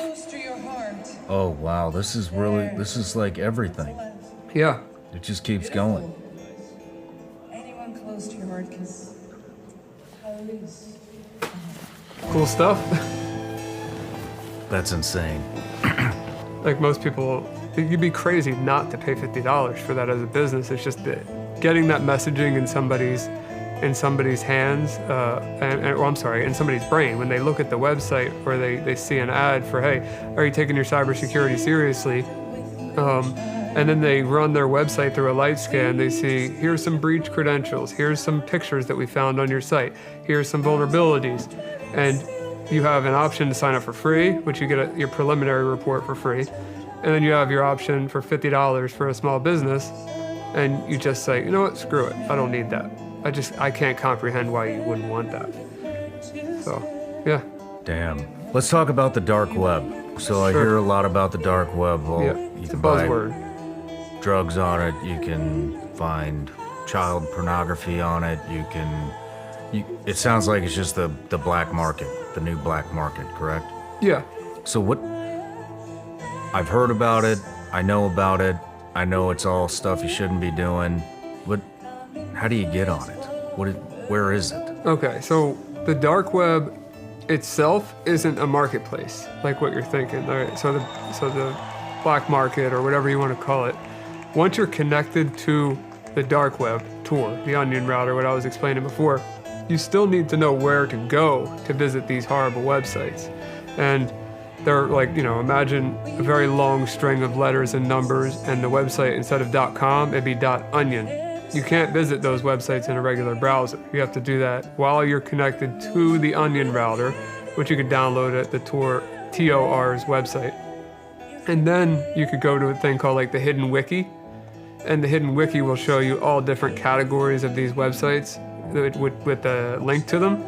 And there's marketplaces, there's horrible things on there, like you said, for kids, and even like murder for hire. There's counterfeit money, there's fake IDs. There are all kinds of different websites that do horrible things. What is the onion router? So the onion router is a tool, an open source project that was created to anonymize your traffic on the internet. And it decentralizes, I believe decentralized would be the word for it, your internet traffic. It keeps you anonymous beyond a VPN. I would still recommend that you use a virtual private network on top of Tor if you want to be anonymous, but it's just a layer of security that's free, and it keeps it's like, for example, let's say you use Comcast for your internet service provider. They could see that you're using Tor, but they can't see what you're looking at. If you use a VPN and then you use Tor, they can only tell you're using a VPN, but they can't tell you're using Tor. So it's just an internet within an internet. So can I check my email through the dark web? Yes, you can go to any website. Would you recommend using the dark web to just do regular It's slow as hell, internet stuff? It's very slow, yeah. Yeah, I mean, you could, and it would keep you safer, but it's not a foolproof way to keep yourself safe, and it's painstakingly slow.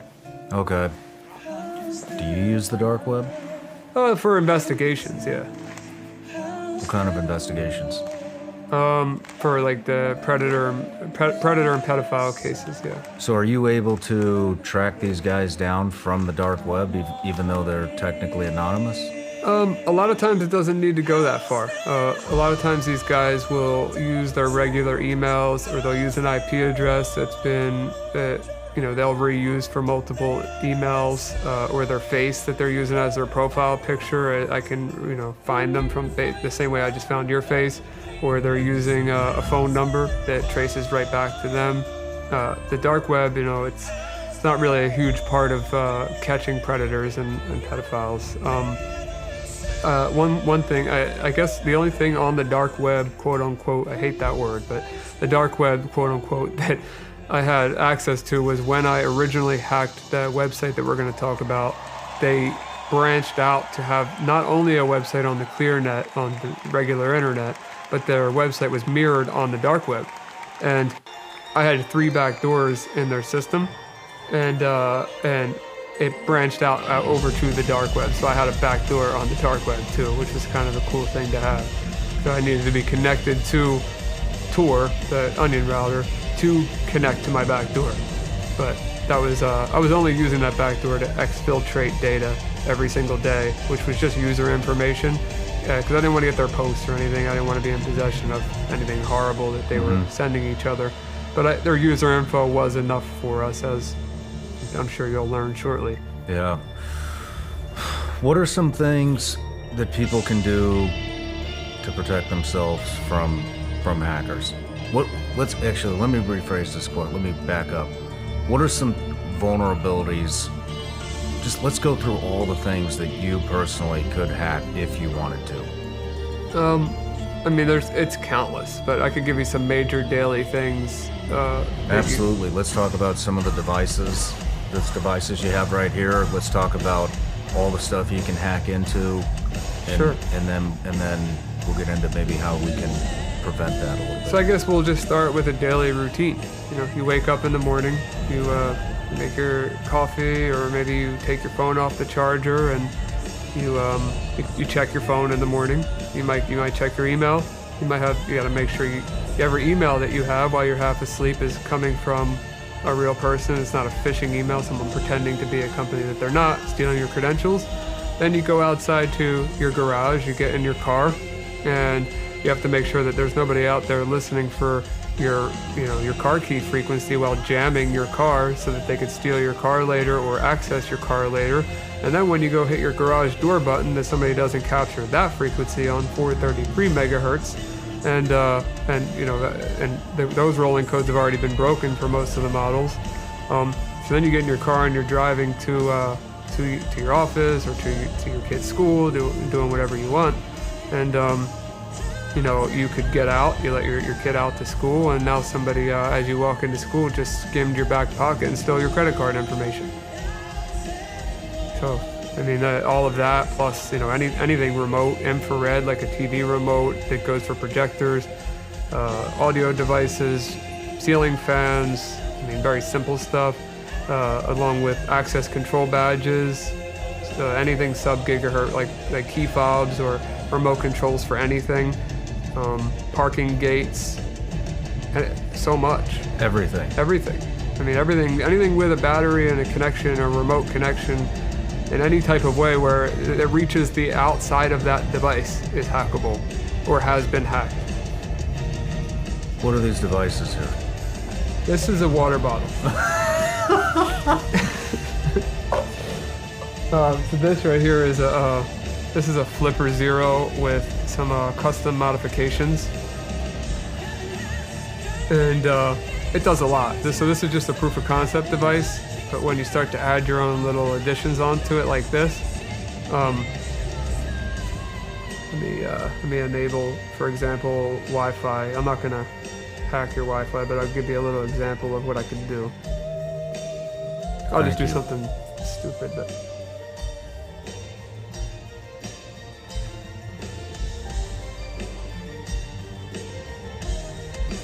Okay, and then we'll do, I'm not going to shut your network down.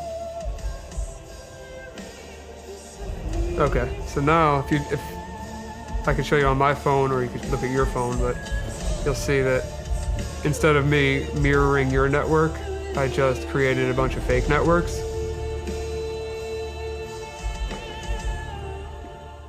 So all of these networks here, they probably appear to be legitimate, right?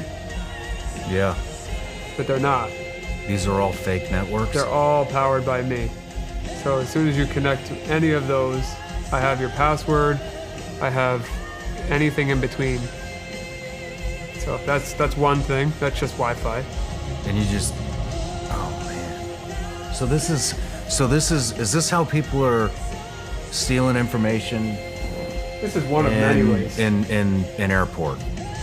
In an airport? Oh yeah, I mean airport, Starbucks, when you, it's called a man-in-the-middle attack. So if I'm on the same network as you, I can essentially control the traffic, as if I was the modem or router.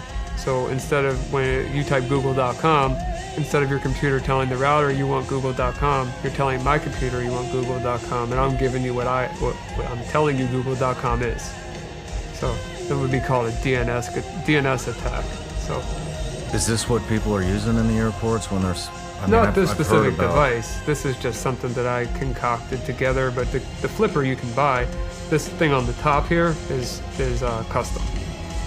I guess what I'm asking is this the method they throw? So what is like Wi-Fi flight or GoGo?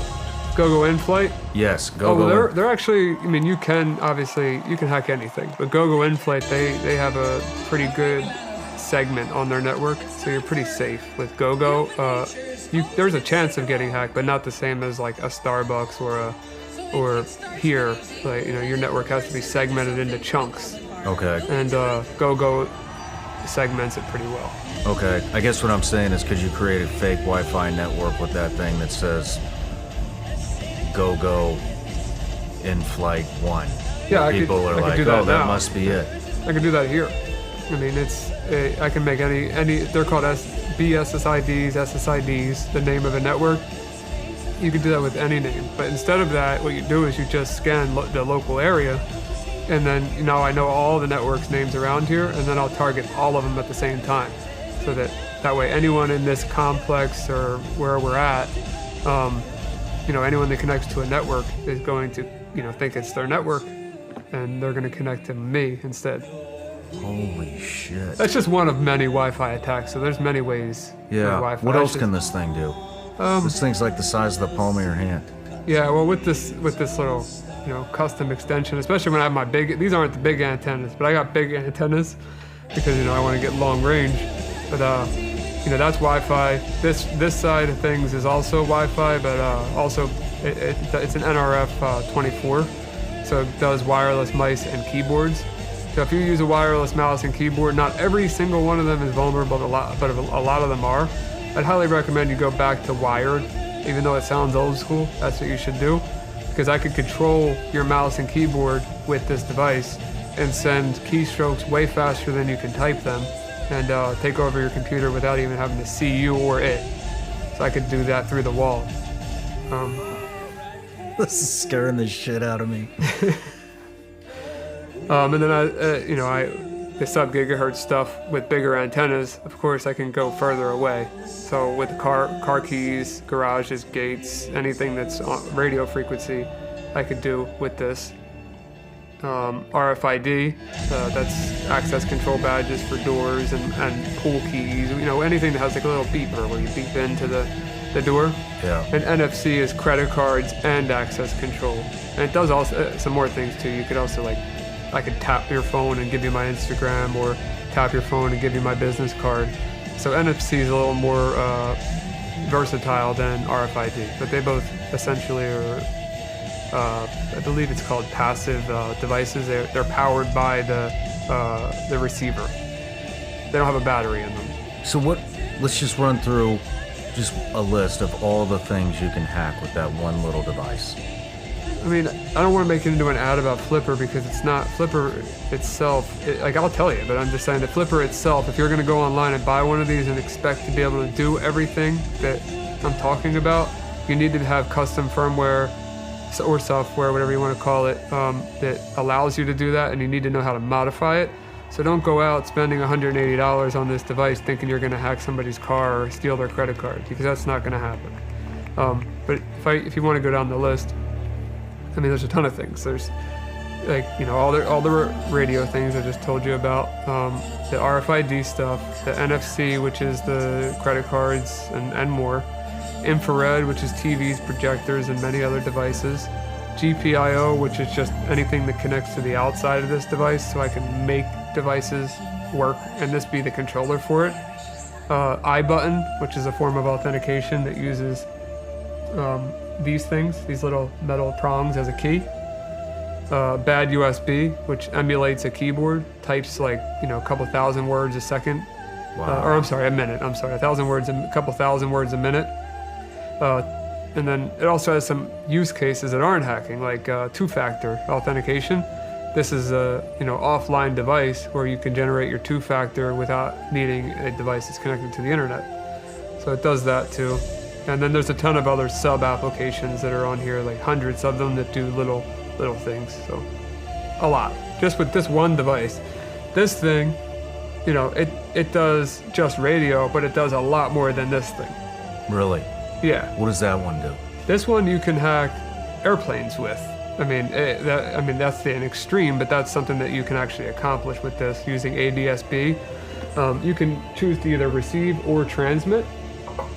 So you can choose to either receive or transmit ADSB with this device, and that's the frequency to tell a plane, this call sign, position, and more. And it's very illegal to do that, of course. But if I wanted to go outside right now, I could even demonstrate later for you. I pull this antenna out. This is just a small antenna. And we can receive airplanes, see where they're at. There's nothing illegal about receiving them.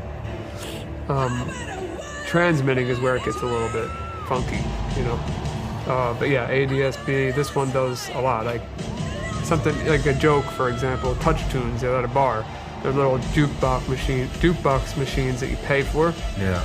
This device brute forces them, meaning goes through 000 to 9999 looking for a PIN code.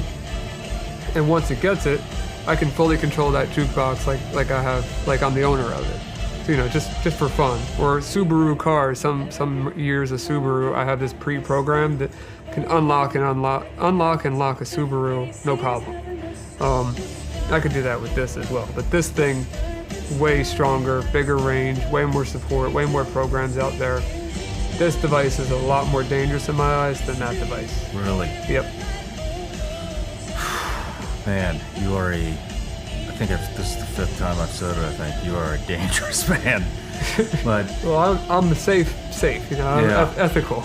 You could be if you wanted to be. I'm trying to go into detail about these things just for the nerds out there like me that are listening. I'm not going into exhaustive detail about these devices because most people are not going to care. So I'm just giving the general overview.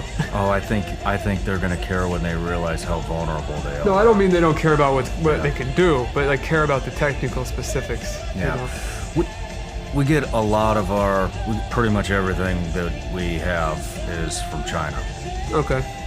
All of our electronics, everything, it all what do you say, 90% of it probably comes from China. Do you think we need to worry about what they're putting in our electronics? Yeah. I mean, I'll give you one example. I bought this awesome vacuum and mop that's in one. It's an all-in-one vacuum mop called Tinico. And it completely connects to a Chinese server to transmit and receive information. Like, I made a joke out of it. I actually have a video of it where you could turn the audio on for it. Like when you plug it in, it says charging started, charging stopped. Like when you put it on and off. I can control that with my computer through a Chinese cloud server. There's no reason that vacuum and mop should connect to a Chinese cloud infrastructure whatsoever. But it does. And at any point, they could change the way that functionality works and take over my home network with this vacuum mop. So, are you serious with a vacuum mop? Yep. Yeah. How many devices do you think have these things in them? Anything with a Wi-Fi connection, it's, you know, not everything's going to be China beaconing back and forth, but anything with a Wi-Fi, you know, anything with Wi-Fi capability is going to open up, you know, an attack vector. Washing machines, refrigerators, just... Why does a vacuum mop I don't know. Wi-Fi capability? I'd love to tell you, but it's I have the video I could show you. I could find it sometime, but it's I have that, and then I have the app I can show you. I can adjust the volume. I can check when the last time I used it. Does it need to be cleaned? Does it, you know, it tells you all that stuff, but it's using a Chinese server that I can control from my computer now that I've captured the traffic between the mop and the server. How many devices do you think we have that are connected to a Chinese server? And what would they be getting out of it? I mean, it's all about data nowadays. So, I mean, I think that data is the most important thing to them because it's worth money. And advertising dollars would be spent better for, you know, with targeted demographics. So I think that they're using that information to target you on the stuff that you need. You know, if you or someone that you love is looking up something, obviously Google's going to figure out how to target you on that thing and then sell that data to other people, and they call it retargeting.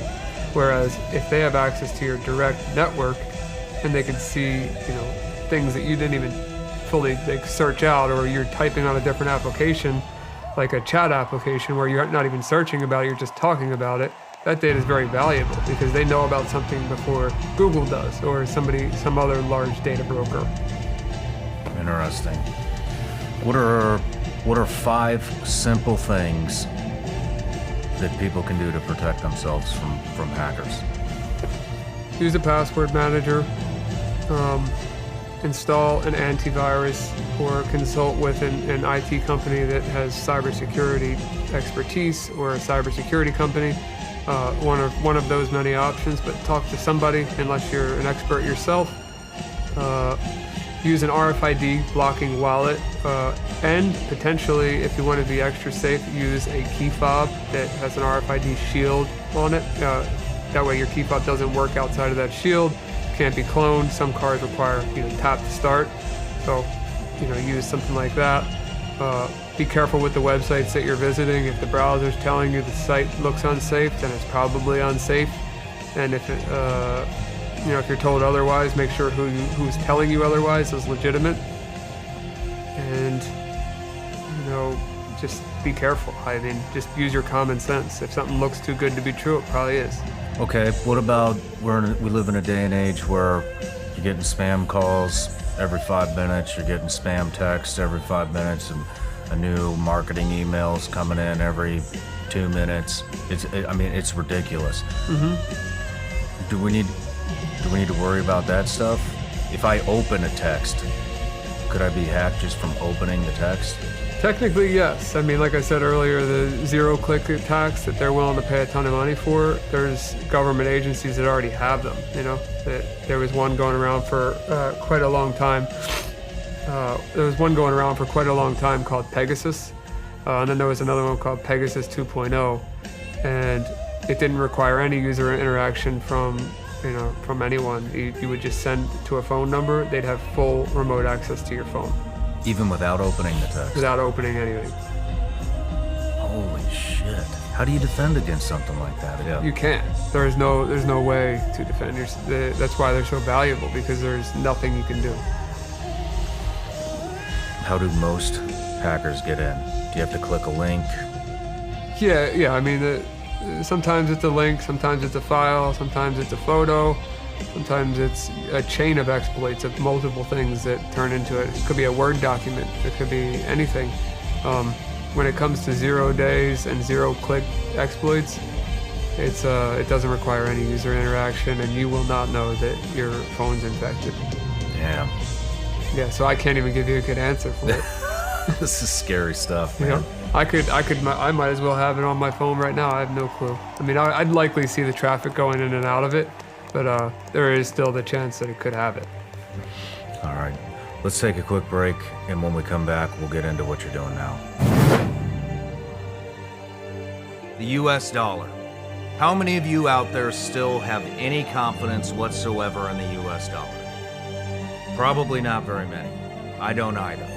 You see, there's a growing concern on the devaluation of the US dollar right now, and rightly so. Here's why. Inflation. We are at an all-time high right now on inflation. It will now cost you $12 to buy 1 carton of eggs. That is absolutely absurd. Let's talk about interest rates. Interest rates through the roof. If you're in the market to buy a house right now, you're gonna get roughly 50% less house because they've raised the interest rates so high. Let's talk about the stock market. Way down, especially the tech stocks. Crypto, way down.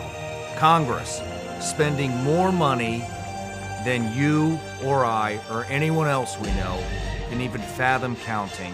And the feds, what are they doing?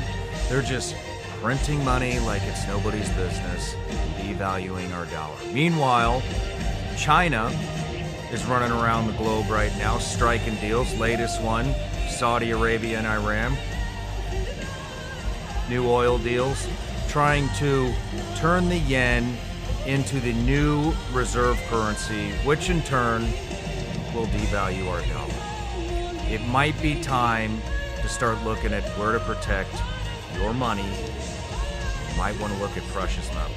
I believe gold and silver is one of the safest assets to protect your savings and your retirement against inflation and recession. If you're interested in investing in gold, I suggest you call my friends at Lear Capital.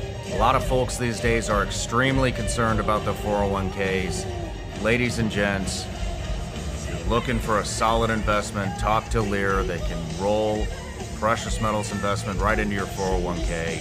Call them today at 1-800-741-0551 or go to learshawn.com.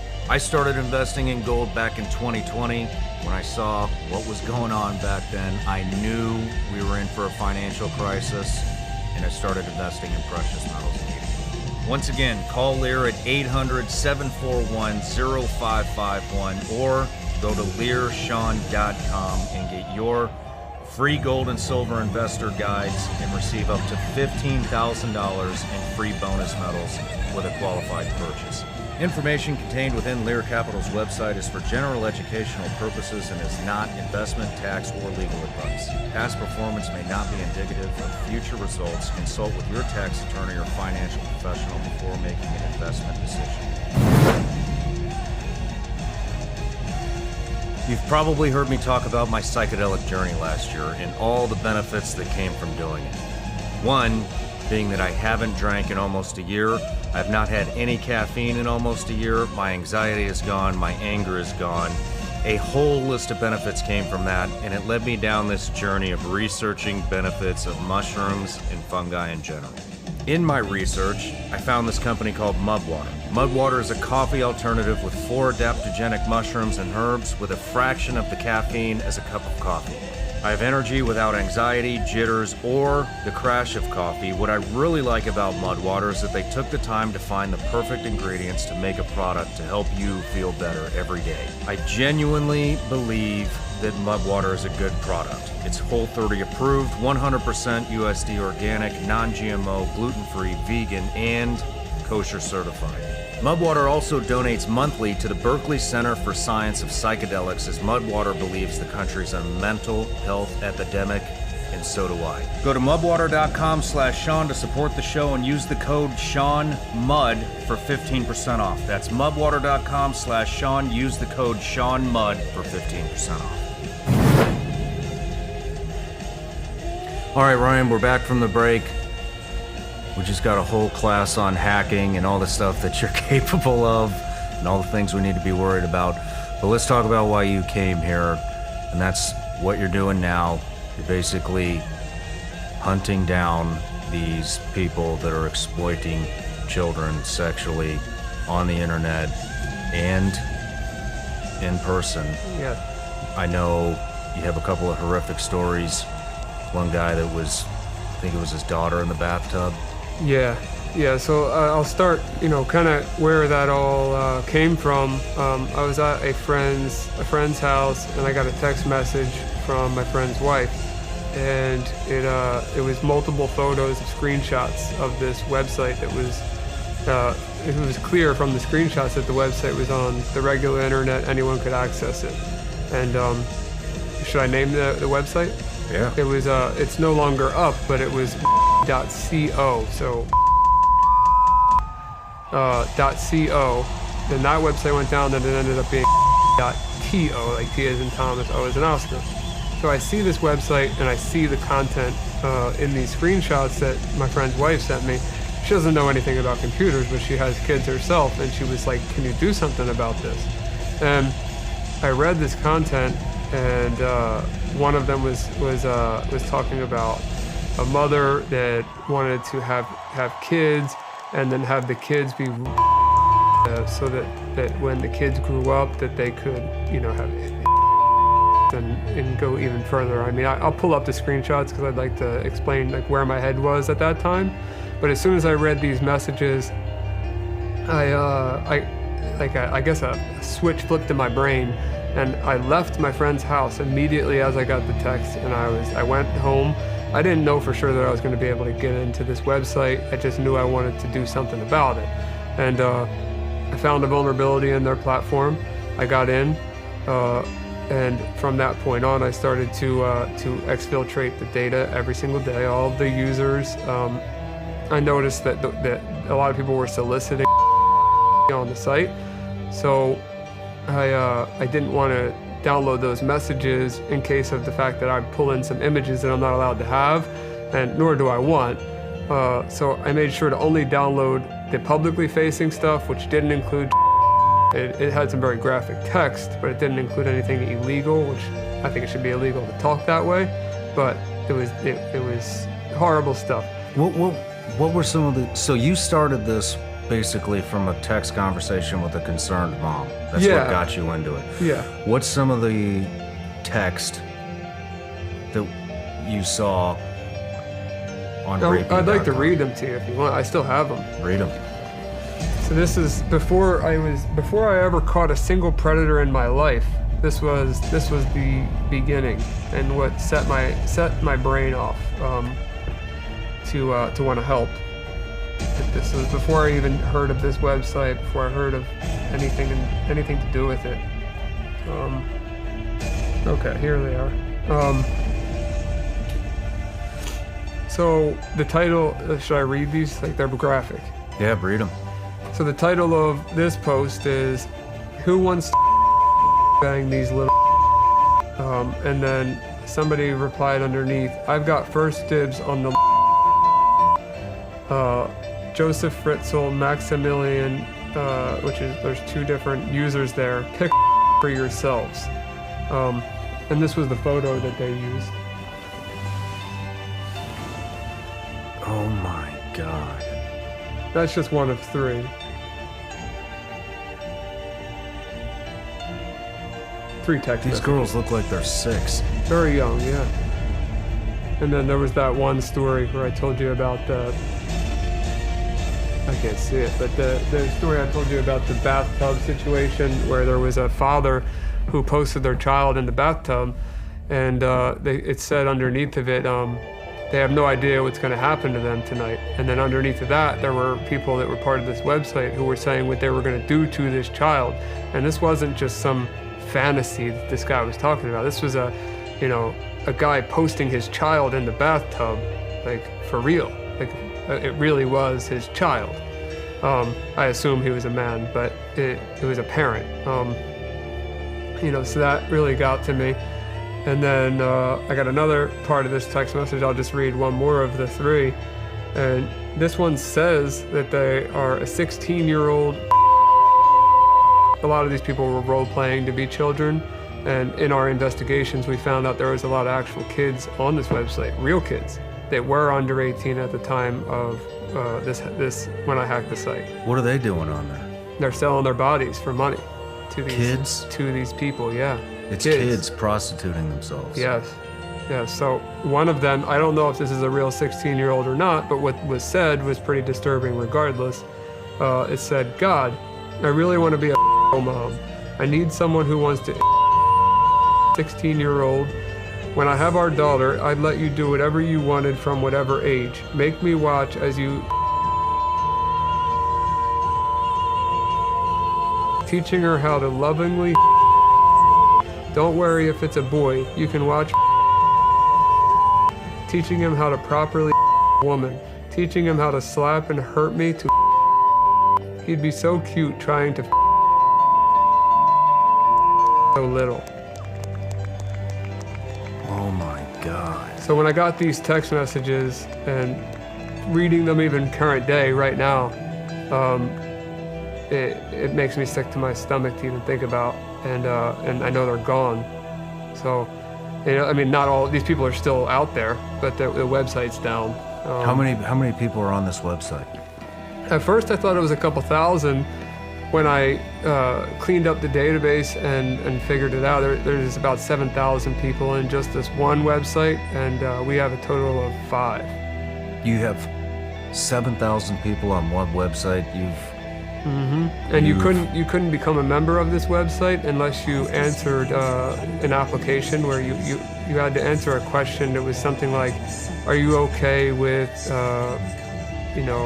doing something horrible with a 3-year-old and in all of their holes? You had to answer that question in detail.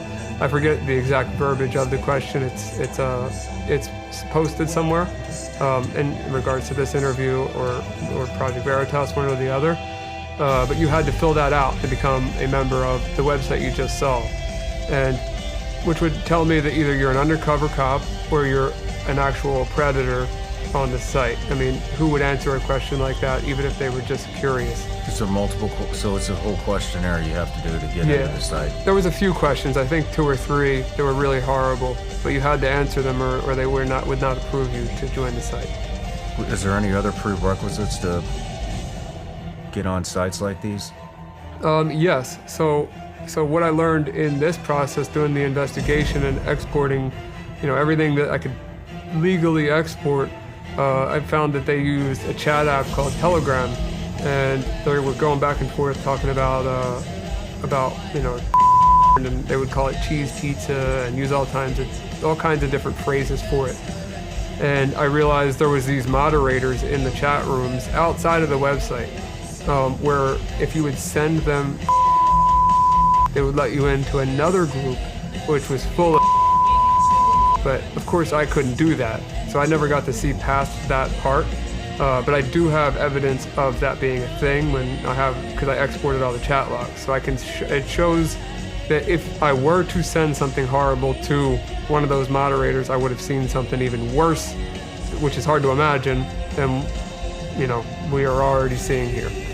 What did you do with that information? And actually, let me backtrack. I'm sorry. How long did it take you to crack into that website and get this information?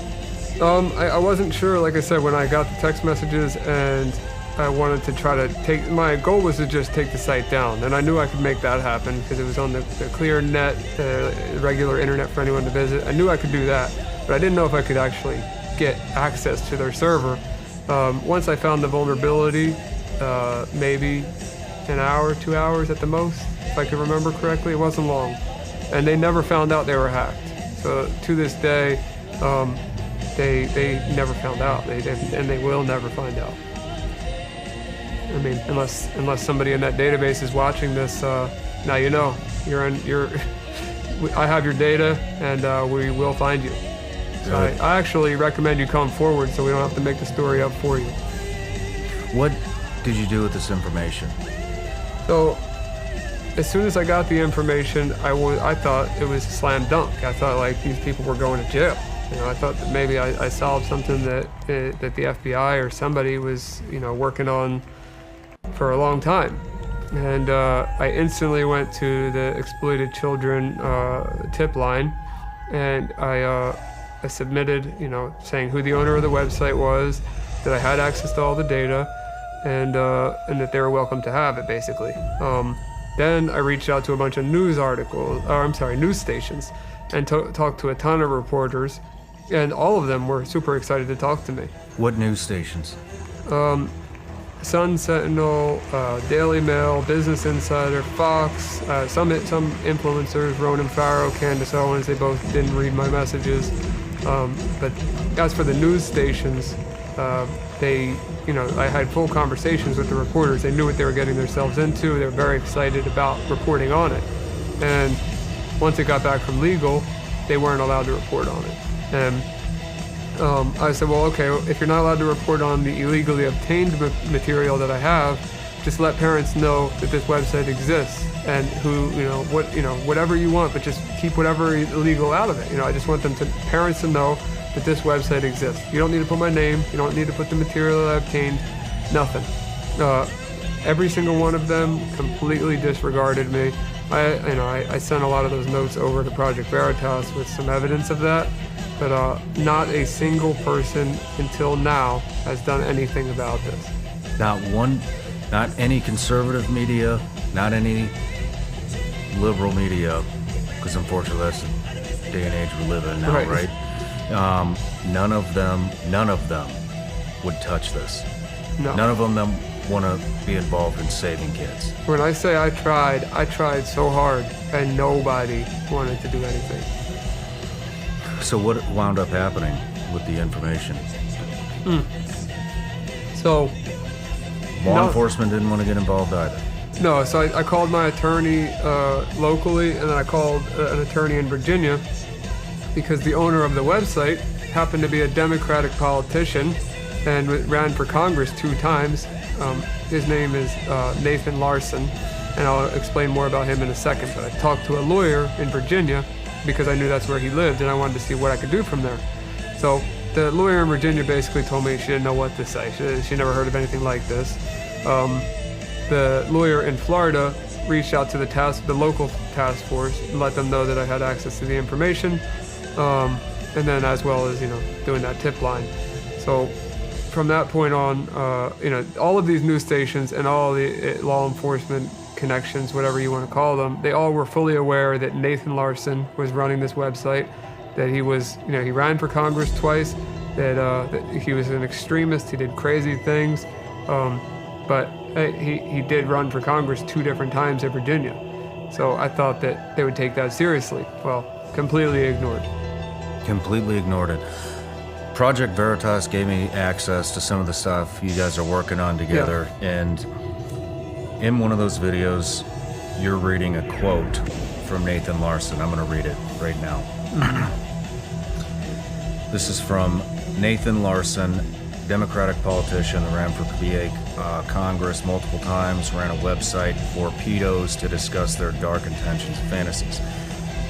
Here's the quote. "It's not enough kids and take their innocence. You also need to reproduce the next generation with them. Let them see that you prefer to the offspring you have with them than to continue to have with a woman who is no longer jailbait." The quote continues. "But you can still sometimes. Just let her know, though, that what you love her for the most is producing with you a fresh, new, young girl, and that this is her main value and contribution hat. You think fondly of her This is disgusting. Yeah. I'm sorry. You think fondly of her because that beautiful daughter reminds you of her.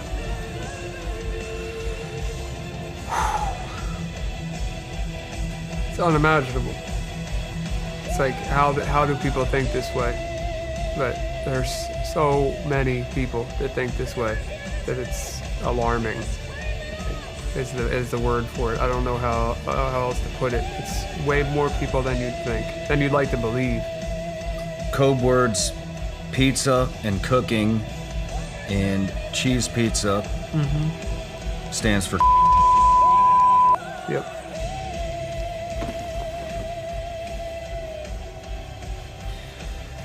This is disgusting. Yeah, it gets only worse than that. You know, it's really bad.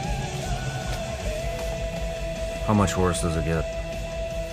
Worse. I mean, people. If this is a person talking about it, and it makes me uncomfortable just as much as it makes you uncomfortable. But you know, these people, what they're talking about, they're doing. You know, this guy isn't some guy with a bunch of fantasies. This guy got arrested 6 months after. Nobody did anything about it. And, you know, like I said, I try my best. He gets arrested 6 months later with a 12-year-old at a layover at an airport after he kidnapped her. So not only did he talk about it, he did it. And he got caught. You know, as for some other people, I don't know how much more I can go into it, but one guy we're investigating, as of 2020, which is after I submitted the data, he got in trouble for doing something horrible to a child as well, became a fugitive, and I think they eventually got him. But you know, we're not even close to through the list yet, and you know, we got a lot more people to expose, and they're not just talking about it, they're doing it. Let's backtrack real quick because you kind of breezed over what happened. So the guy with the daughter in the bathtub. Yeah. What happened?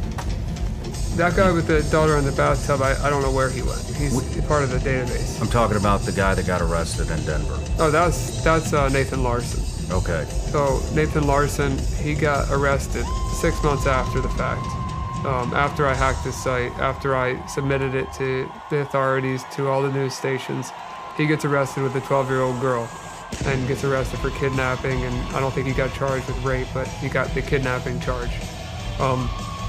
Nathan Larson then went to federal prison for that, and you know, the website went down, and you know, he sat in prison for, I forget what the sentence was, but it was quite a long time. And to my knowledge, when you're a person like him, you are going to be you're going to be separated in a federal prison from the regular inmates. And you know, spoiler alert, but Nathan Larson's dead. And the reason why he's dead is due to starvation. The news says that it's suicide. If I had to guess, the inmates that were, you know, responsible for feeding him just let him, you know, starve to death. And I believe he deserved every second of that pain. You and me both. So there's been five other sites that you've cracked into. So when I hacked Rapey, Nathan left backups of his previous websites on the same server. So it really only took one site to get all 5. How many names altogether? I can't give you an exact number, I'm not sure. I bet it's tens of thousands. Tens of thousands of people. Are these people all in, where do you know where they're all at? Are they from all over the country? All over the country. Some are international, but most of them, you know, are in the country. So when did 561 PC start?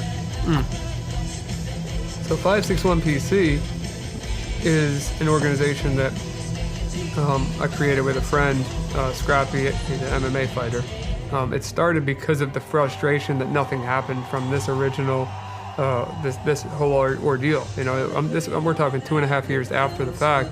I've been, you know, looking into information on predators for organizations on YouTube anonymously, with my name not attached whatsoever. Just finding information and sending it over to the organizations, and then they would go and confront them themselves.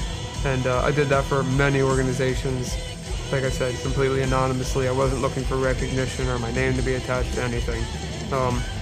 I meet Scrappy, Dustin Lampros, whatever you want to call him. He's a really good dude. And Hold on, Scrappy's a professional MMA fighter in the UFC, correct? He didn't get his call for the UFC yet, but he's 8-0 undefeated, 7 knockouts. He's likely going to get the call. He's on the way. Yeah, and even Dana White knows who he is, I believe. He's a good dude outside of fighting. He's a very nice guy, gentle heart, religious guy, great person in my eyes. So he was a good partner to pick for this upcoming project.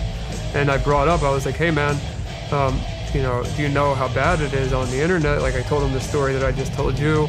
He was blown away by the fact that nothing happened. And I told him, I said like, let me show you how bad it is, not just tell you. So I was like, Google search teen chat room Florida. Or, it was something similar to that. So he Googled it. I told him, click any chat room. I don't care which one it is. He clicks the chat room. He clicked guest. He clicked guest. He didn't have to make an account. Made his name Ashley, 13, female, Florida. Something like that. And just said hi in the chat room. And within 5 minutes, he must have got 40, 50, 60 messages from grown men, some naked, some trying to video chat, some saying that they want to meet up, very horrible things, like grown men hanging out in these teen chat rooms. From that point on, he realized how serious this actually was. And I was like, hey, well, that it's not just these chat rooms. It's most of the time it's social media apps like Facebook, Snapchat, Instagram, Twitter, TikTok, Tinder, all of them. It's anywhere a kid has access to. Roblox, Minecraft, their Xbox when they're talking to their friends. These predators are on everything. So I said to him, hey, if we get some decoys in there and they grown women or grown men, they pretend to be children, we can go and try to catch these people and expose them in real life. Just the same way I've been helping organizations for 2.5 years do it, except instead of me sending it to them, we'll do it ourselves. We'll clean up at least try our best to clean up our town in South Florida. And he was like, yeah, man, I'm definitely down to do it. And of course, at first you think when somebody says they're down to do something like that, it's a hit or miss. But he was on point, ready to go. And, we've caught 14 people now in a couple months of doing it. And, local law enforcement, Delray Beach Police, have been incredible. And we're just going to continue to grow. If anybody's interested in checking that out, it's at 561PC, like 561 Predator Catchers. On Instagram, same as for YouTube, and you'll find me there, and you'll also find Scrappy there. Let's rewind. What was your first operation like? My first what? Your first operation. What's the first guy you guys caught together as a team? How did that go down? So the first guy we caught as a team was just a complete test. Scrappy and I used an app called Grindr, which is a gay dating app. For the most part, not only gay, but mostly gay. And we both used a filter to make ourselves look younger. And we just started talking to any guy that messaged us. We didn't message anybody first. We waited for people to message us. And one guy eventually, within an hour, decided to talk to us. And we went out, met him, called the cops. And the guy ran to the bathroom. We couldn't film in the bathroom. Where'd you meet him? Right on Atlantic Ave in Delray, in front of 1 million people. And I screamed at the top of my lungs at what he was there to do. And I don't do that anymore because you can get a disorderly conduct for that. I didn't know that at the time. But that was my first encounter. Guy just ran to the bathroom, no one hid until the cops got there. And at that time, the cops had no clue what was going on, so they just let him go. Have you gotten anybody arrested? Yeah, multiple people. How many? 3 so far. Let's go over the first one that you got arrested. What did that operation look like? That one is actually, let me go. Do you mind if I go over the guy that I know the full story of right now? Some of them are active. So, one guy, we have a YouTube video. And we made him, do pull-ups. We made him do push-ups and sit-ups, to distract them while the cops were on their way. And he said that that the girl had bleeding hips, and I believe he said something about wanting to take a shower with her or something like that. And how Florida works is they have the police station, and then they have the state attorney. Some states have district attorneys, some states have state attorneys. I think they're the same thing, but they're just named differently.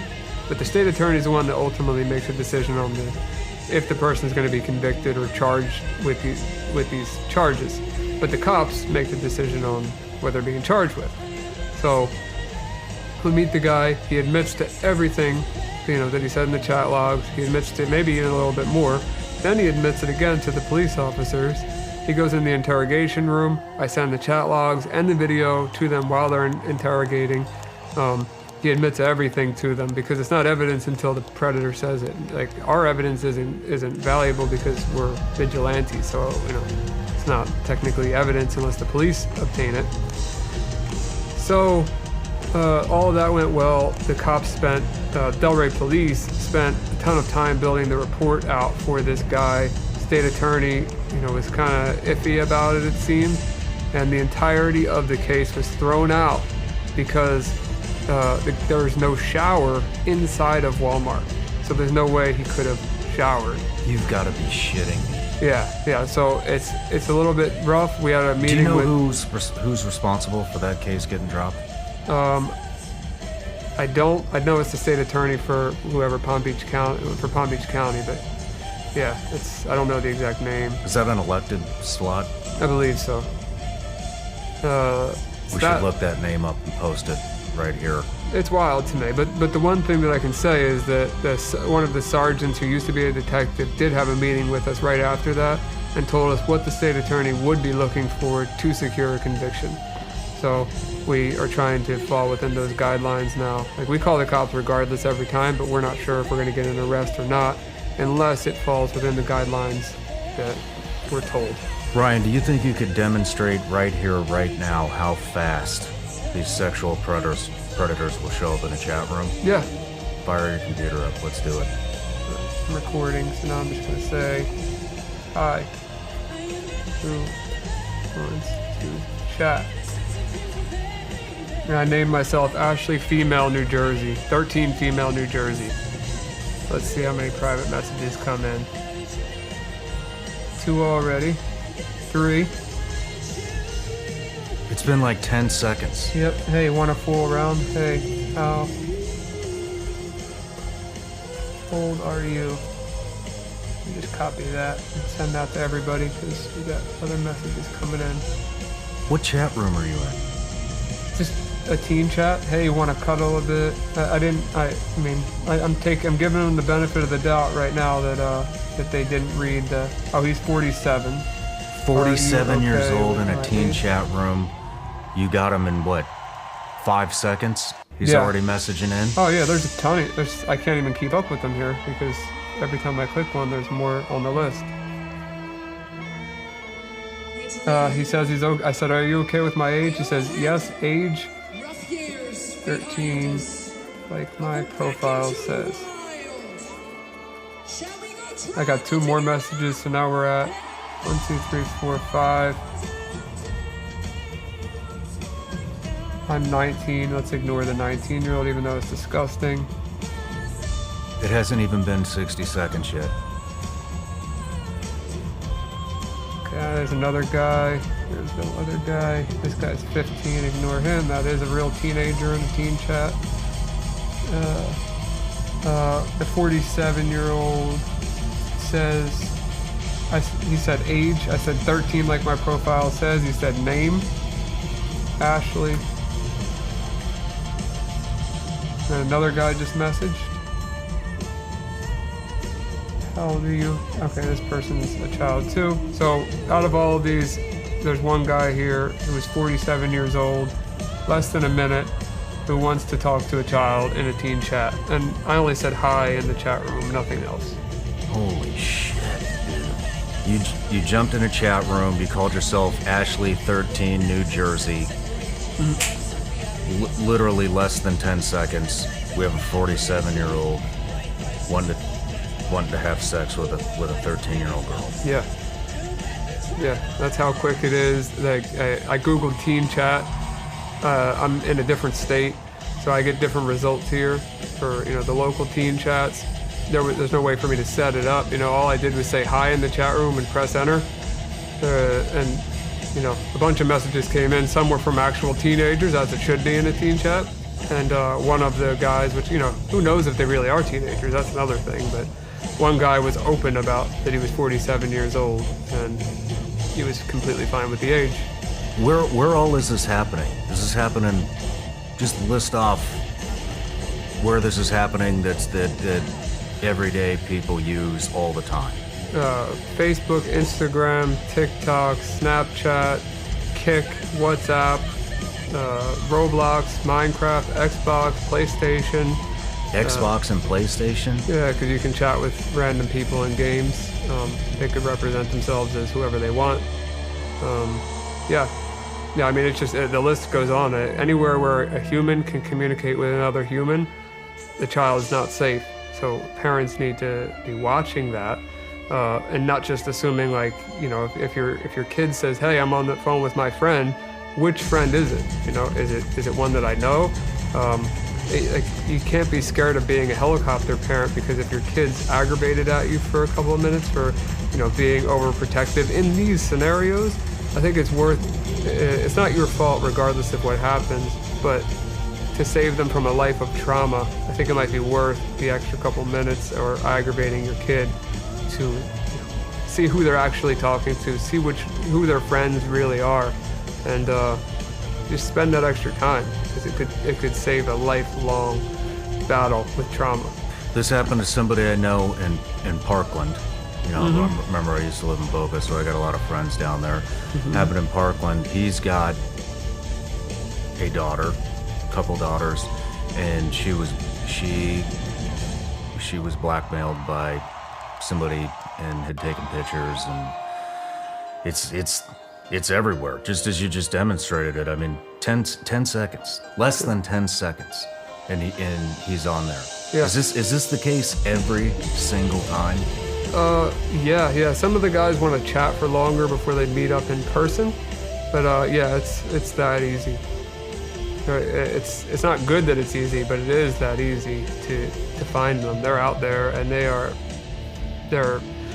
they're being predatory, like the name states. How? I don't know what to call it. I don't want to call it a success rate, but what is the percentage of people that you're talking to on here that will come and meet? Depends on how long you talk to them, and if you can convince them that you're not a police officer. Would you say the majority of them? Way more than the majority, yeah. 90%? Yeah. Over 90%? It depends if they ask to meet or not yet, because sometimes it takes a while for them to chat. So I would say, yeah, like if they ask to meet, 95% plus if they ask to meet up. 95%, you think? Yeah. Damn. How did Project Veritas get involved with it? They saw a viral podcast of me talking about the website, and they were interested, and they said, well, I want to help you bring justice to this, to what the other stations failed to bring justice to, and the FBI even failed to, or everybody failed me. I felt like they failed me. And Project Veritas said, hey, well, we will do something about this. We'll put our whole team on it. We're gonna bring light to this. We're gonna bring these people out of the dark corners of the earth, and it made me feel like, okay, I have a team here. I have people that are willing to, fly across the country and meet me in a 24-hour notice, which they did, to have a conversation. They flew me out to New York to do an interview. Just off my word. I could have been lying. I could have been a member. Who knows what they didn't know who I was.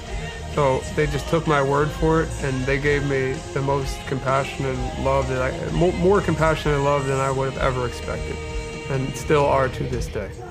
What does this collaboration between you and them look like? How are they? You're obviously feeding them all the information that you've uncovered so far. Are you still getting more information? So right now we're going off the data that I already have, which is so much. especially with Nathan Larson's websites. You know, the one we're focusing on at the moment is rapey.co and .to. So anyone that was on that list is going to be investigated. We have all of their information or ways to find it. So we're just going to go down that list, keep exposing them in person, and we've found quite a few already. So it's only going to get more extreme, especially as the team gets bigger. And hopefully we do some justice, put some more in prison, uncover some secrets. How are you guys? So they sent me.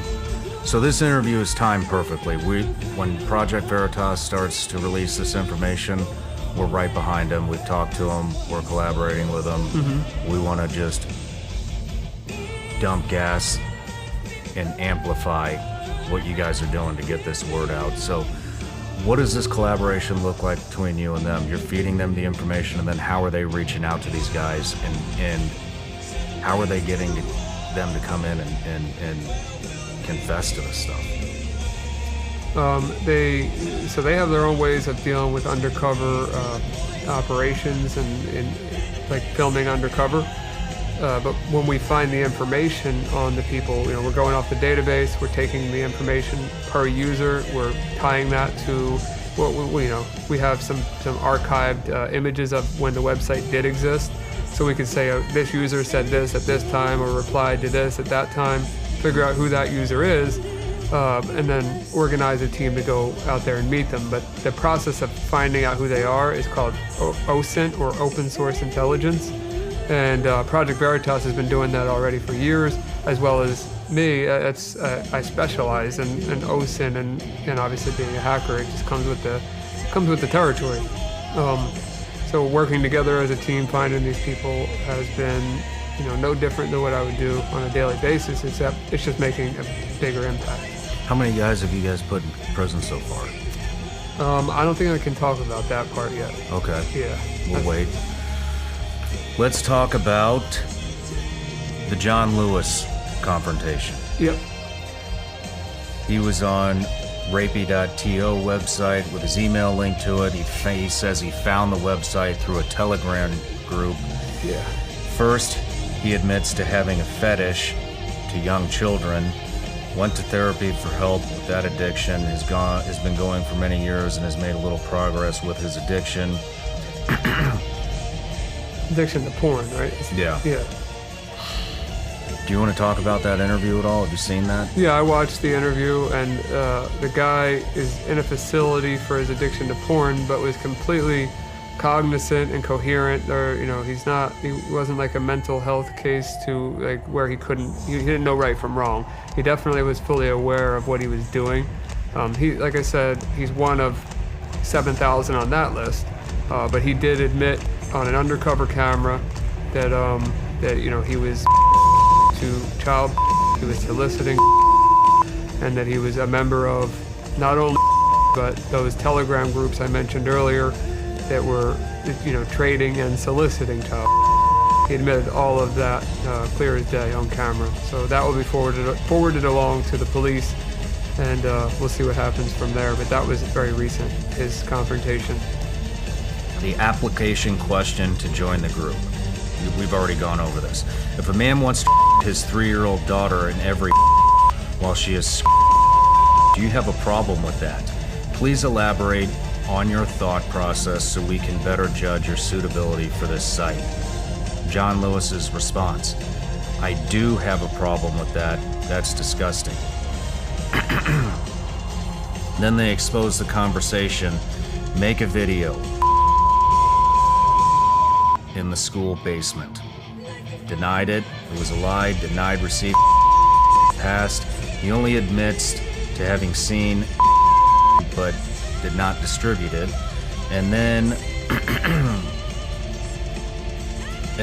confessed to have looked or seen images, never physically acting on those urges.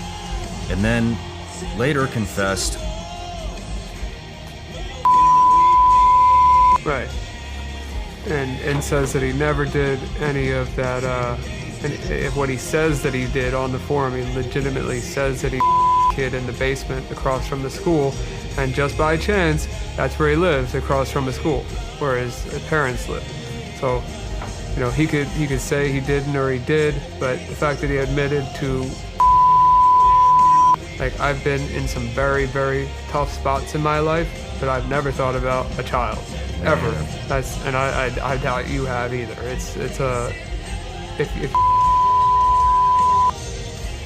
I don't trust anything you say. Yeah. You know, so if you tell me on a forum that you kid in the basement, you probably in the basement. That's what I'm gonna safely assume. Do you know what happened to this guy? That's like I said, that one's so new that I'm not sure what's gonna happen to him. But hopefully He's still out there right now, though. Yeah.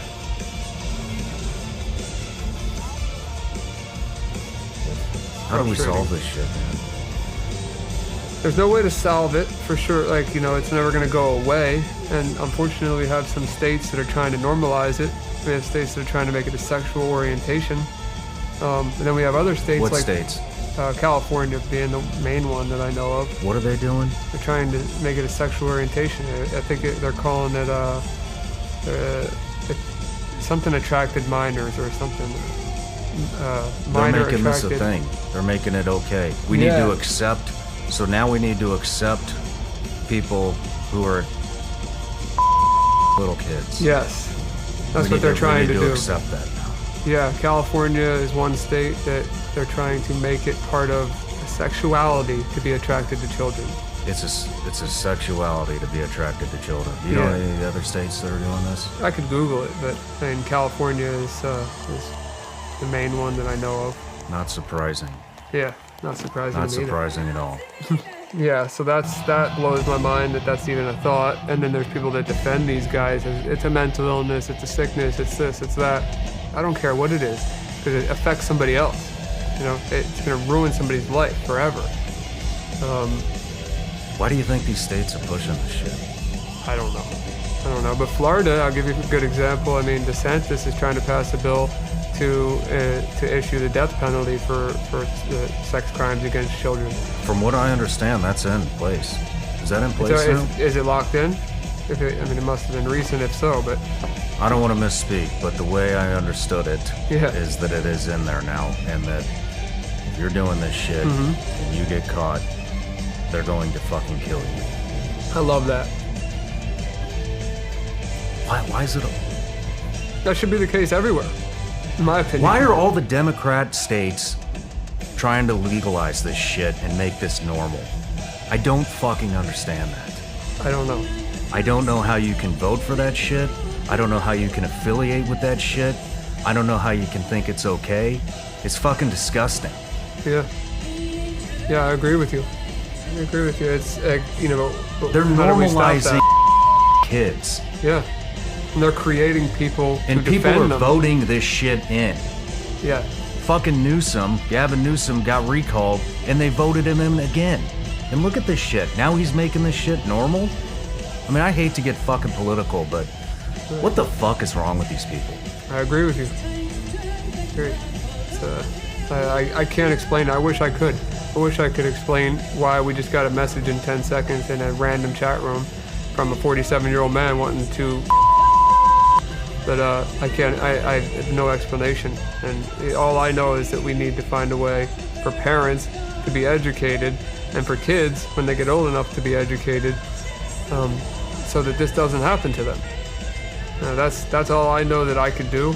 And the only other thing I know I could do outside of educating parents, schools, children, is help some organizations out that human trafficking and victims of any type of sexual assault, whether they're children or adults. Like I have the resources and the team and the skill set to be able to help people. I just need those people to be put in place, as well as, let's say, parents monitoring their child on an app. I have some ideas in my head for apps, but I don't want to plug a specific app if I don't know if it's great or if I can trust them. So, even if you don't plug an app, Ryan, what do these apps do? Like, so if I put this app on my son's phone, what do I get? So you're gonna know where he's at all times. You're gonna be able to read his text messages. You'll be able to check his app usage. You'll be able to, you know, lock down certain parts of the phone that you don't want him to be on. And, you know, just basically as if you have access to the phone, but you have more access than him.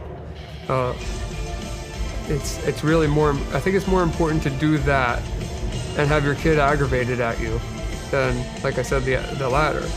Yeah, I mean, I would 100% agree with you. I mean, So you know the basically these statistics apps. with it, like the 1 in 10 people before the age of 18 are sexually assaulted, and 40% are 12 years old or under.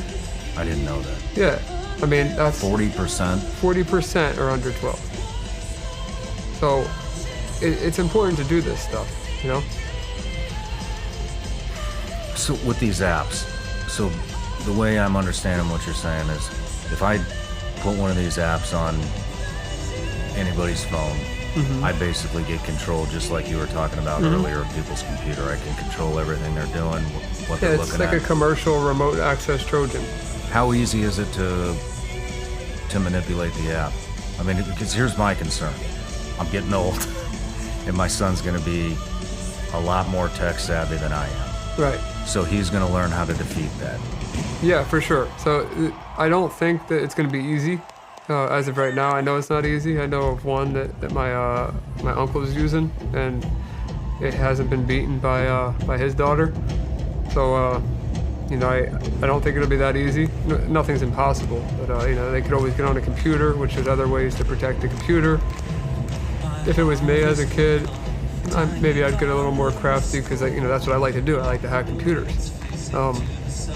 But I don't know. It would stop me and make me second guess what I was doing if I knew my parents or parent was watching everything that I was doing online.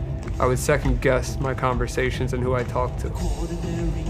Damn, man, this shit is. Because, like, I'll give you one example. A guy was talking to our decoy. This is like the second or third person that we caught, talking to our decoy in a normal chat room, not like that, like you know, regular social media site, and was using a photo of some guy that was in a band as his profile photo, using a fake phone number, fake age, and a fake name. And we were like, we can't find information on him. Like, we can meet up with him, but we're not going to know anything about the guy. So we eventually got the decoy to get the guy to send pictures of his face. And he sent some real pictures of his face. I was able to find him on the internet, found his real name, found, you know, that he was not the age that he said, not the name that he said, that he wasn't even using his real photos. He booked a hotel room. He even actually ordered pizza to the hotel room, thinking that he was meeting with an 11-year-old at that time. And it's, you know, you got to remember that the 11-year-old he thought he was talking to was under the assumption they were meeting some guy from a band that was younger, that got a hotel for the night, that just ordered pizza, when in reality it's some guy in his mid-40s.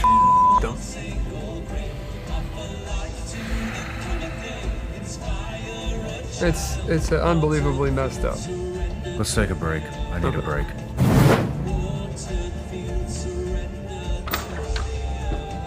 Hey guys, let me tell you about this subscription service that I've been working real hard on, called Vigilance Elite Patreon. Basically on Patreon, we have it broken up into 3 different tiers. We got Tier 1, Tier 2, and Tier 3. Let's dive in. Our Tier 1 patrons get all the behind-the-scenes footage of the Sean Ryan Show. That could include behind-the-scenes photos, that could be side conversations that we have in between breaks, that could be specific questions that our patrons give us for the guest on the Sean Ryan Show, and a ton of bonus content that doesn't really fit into any specific category. For our Tier 2 patrons, they get access to our tactical training library, which consists of well over 100 videos. We've broken those videos up into separate categories, and those categories are rifle fundamentals, pistol fundamentals, drills, tactics, driving, gear and weapon setups, and everybody's favorite, mindset. Also on Tier 2, you will get a live update from me on the 1st and the 15th of every month, where we talk about the upcoming guests on the Sean Ryan Show, plus all the benefits of Tier 1. Our top tier, which is Tier 3, gets full access to all the other tiers, plus they get full access to me, where we do video teleconferencing, VTC, once a month. We discuss anything from tactics to current events to who's coming on the show. I take suggestions, and it's very interactive. No matter what tier you choose, the support is greatly appreciated, and it is the only thing that makes this show drive on. So thank you for all the support. See you on Patreon. All right, Ryan, we're back from the break. Sorry, man, I was getting a little too angry before the break, so I understand. Wanted to cool off for a minute. But while we were on the break, I want to clear a couple things up. We were talking about the California law and the Florida law. So we printed some stuff up. This is from the Liberty Champion. I didn't realize this stuff in California got signed into law in 2020. Right. Yeah, and I don't know. God knows what more they've done since then. Yeah, who knows? I know the LGBTQ plus community, from what it says in one of those articles, they were not happy at all about this decision. So it seems they're not in support of, or at least the LGBTQ movement is not in support of the sexually attracted to minors or men. I can't remember the acronym. So the plus, is that what this is? I believe so, but I don't want to be wrong. Yeah, so let's just stick to what we know. So I'm just going to read this. This is a report from the Liberty Champion. It is an opinion poll. I think this portion is factual. You can look it up. We're on a time crunch, so whatever, look it up. But according to this, a couple weeks ago, this is dated October 12, 2020. A couple weeks ago, California Governor Gavin Newsom signed a law that would allow judges to decide whether or not to list someone as a sex offender for having or with a minor. According to the bill, it only applies to consensual sex, whether it be between a minor, 14 years old, or older. So, as long as they're 14, you're good in California. Well, I guess you're not good. It's up to the judge. Yeah, it's up to the judge, and they believe that children can consent at that age. And then from what I know, just hearing things or reading things, that there is they want to make it a sexuality in certain states, one being California, that you're attracted to minors overall. And I don't believe kids can consent personally, not in the slightest. This goes on to say, it looks like this is an opinion poll, so I don't want to get too far in the weeds, but it looks like they're adding it to the LGBTQ plus community. Minors deserve the right to consensual sex too. That's ridiculous. That's not from me. That's from this. Right. I totally disagree with this shit. Agreed. Somebody tries to make a weird sound. Yeah, I don't agree with it either. But then we go, and then the Florida thing. This is April 20th, 2023. This is from ABC News. They're really upset about this, if you read the whole article. But Florida Governor Ron DeSantis on Thursday signed a bill that will allow juries to impose the death sentence even if all 12 jurors do not agree. He is also likely to approve a second bill passed by the lawmakers on next Tuesday, that would make sexual battery of a child under the age of 12 a death penalty offense. It's quite the difference between the two states there. Agreed. I know where I'd want to live. Yeah, I do live in Florida and totally agree with what he's trying to do. I just can't believe people are into this shit. You know? Yeah, I do it every day, and I still can't believe it. But so we're going to kind of wrap things up here. There's a couple of things that we haven't talked about yet. I know you had a couple of facts, statistics that you want to rattle off.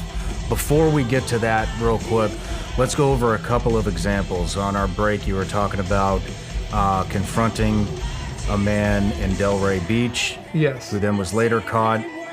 And then we also talked about a letter that you got from I don't want to say a gentleman's attorney, a pedophile's attorney. Right. Basically standing up for him, trying to pay you. I'll leave it to you from here. Let's start Gotcha. with So I'll the start teacher. with the guy. The video as of recording now isn't on our YouTube channel, but by the time this is released, people will be able to watch this man's video. He showed up after talking to our decoy and talking sexually. He was fully aware of the age, and I looked into the guy. The guy went to school to be a teacher. He has a bachelor's in teaching, teaching to some degree. I don't know what specific topic or if teaching is just a degree, but he is a teacher. He taught at 2 different schools. What schools? I have them on my computer. I don't have them off the top of my head. Local Florida schools? One is an online tutor school and another one's not. So, but he has two properties, one in Massachusetts and one in Florida. He showed up to meet. His name was Brent. And I walked up to him with the camera, Scrappy behind me, and we called his name. And the guy just starts walking away while he's on the phone with our decoy. And we're like, hey, we have all your information. We know where you live. We know instead of just saying we know where you live, we're giving him the address. We're telling him his name. We're telling him where he's worked. We tell him age. Like, this guy knew that we knew who he was, and he kept walking and kept walking. Then he goes into a full sprint. He's full sprinting through the Walmart, and I'm not a big runner, so I just start chasing after him. I'm running as fast as I can to catch up with him. I got the camera in my hand, and I'm screaming at the guy, saying, what are you doing here? Like, what's going through your head?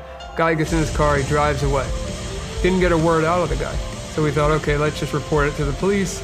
We'll put the video up. It'll just be a short video. We'll attach some of the chat logs so people see he was a teacher. And I thought that was the end of it. A couple days later, I get a text message from a friend that says, hey, didn't you just catch this guy? Her name's Courtney Elizabeth. She's a predator catcher. She texted me a screenshot from another predator catcher 1,200 miles away in Pennsylvania. So we're in Florida originally.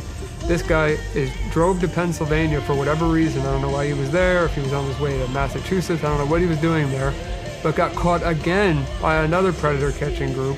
And I reached out to that predator catcher, Luzerne County predator catcher. He does his county and is known in that specific area.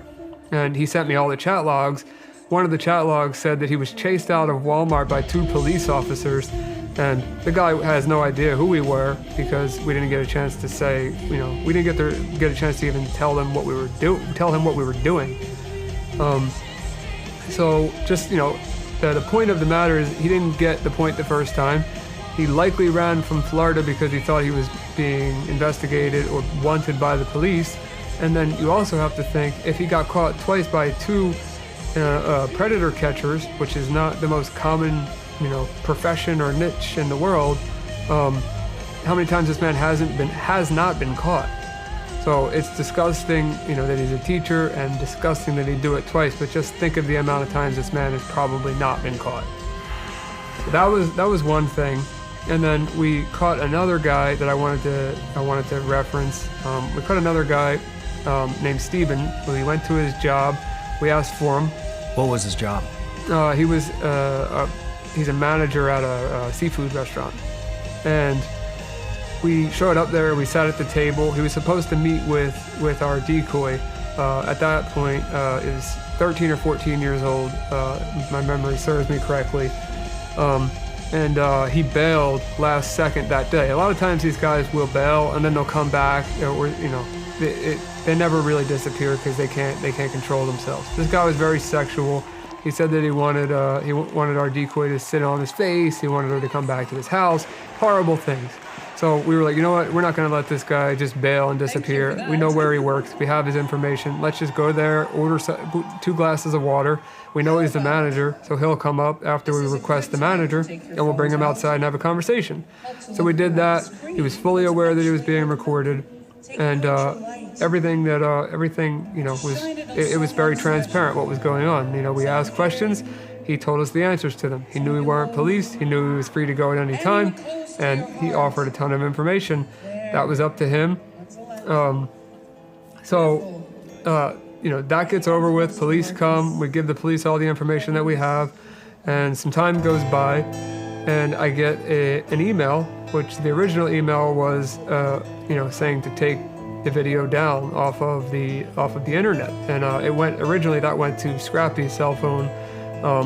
And he didn't see it at first, but then when he did, he sent it to me, and then I replied to it. But the first email was straight to the point, like, take this video down. It's in violation of this statute, of the privacy laws of Florida.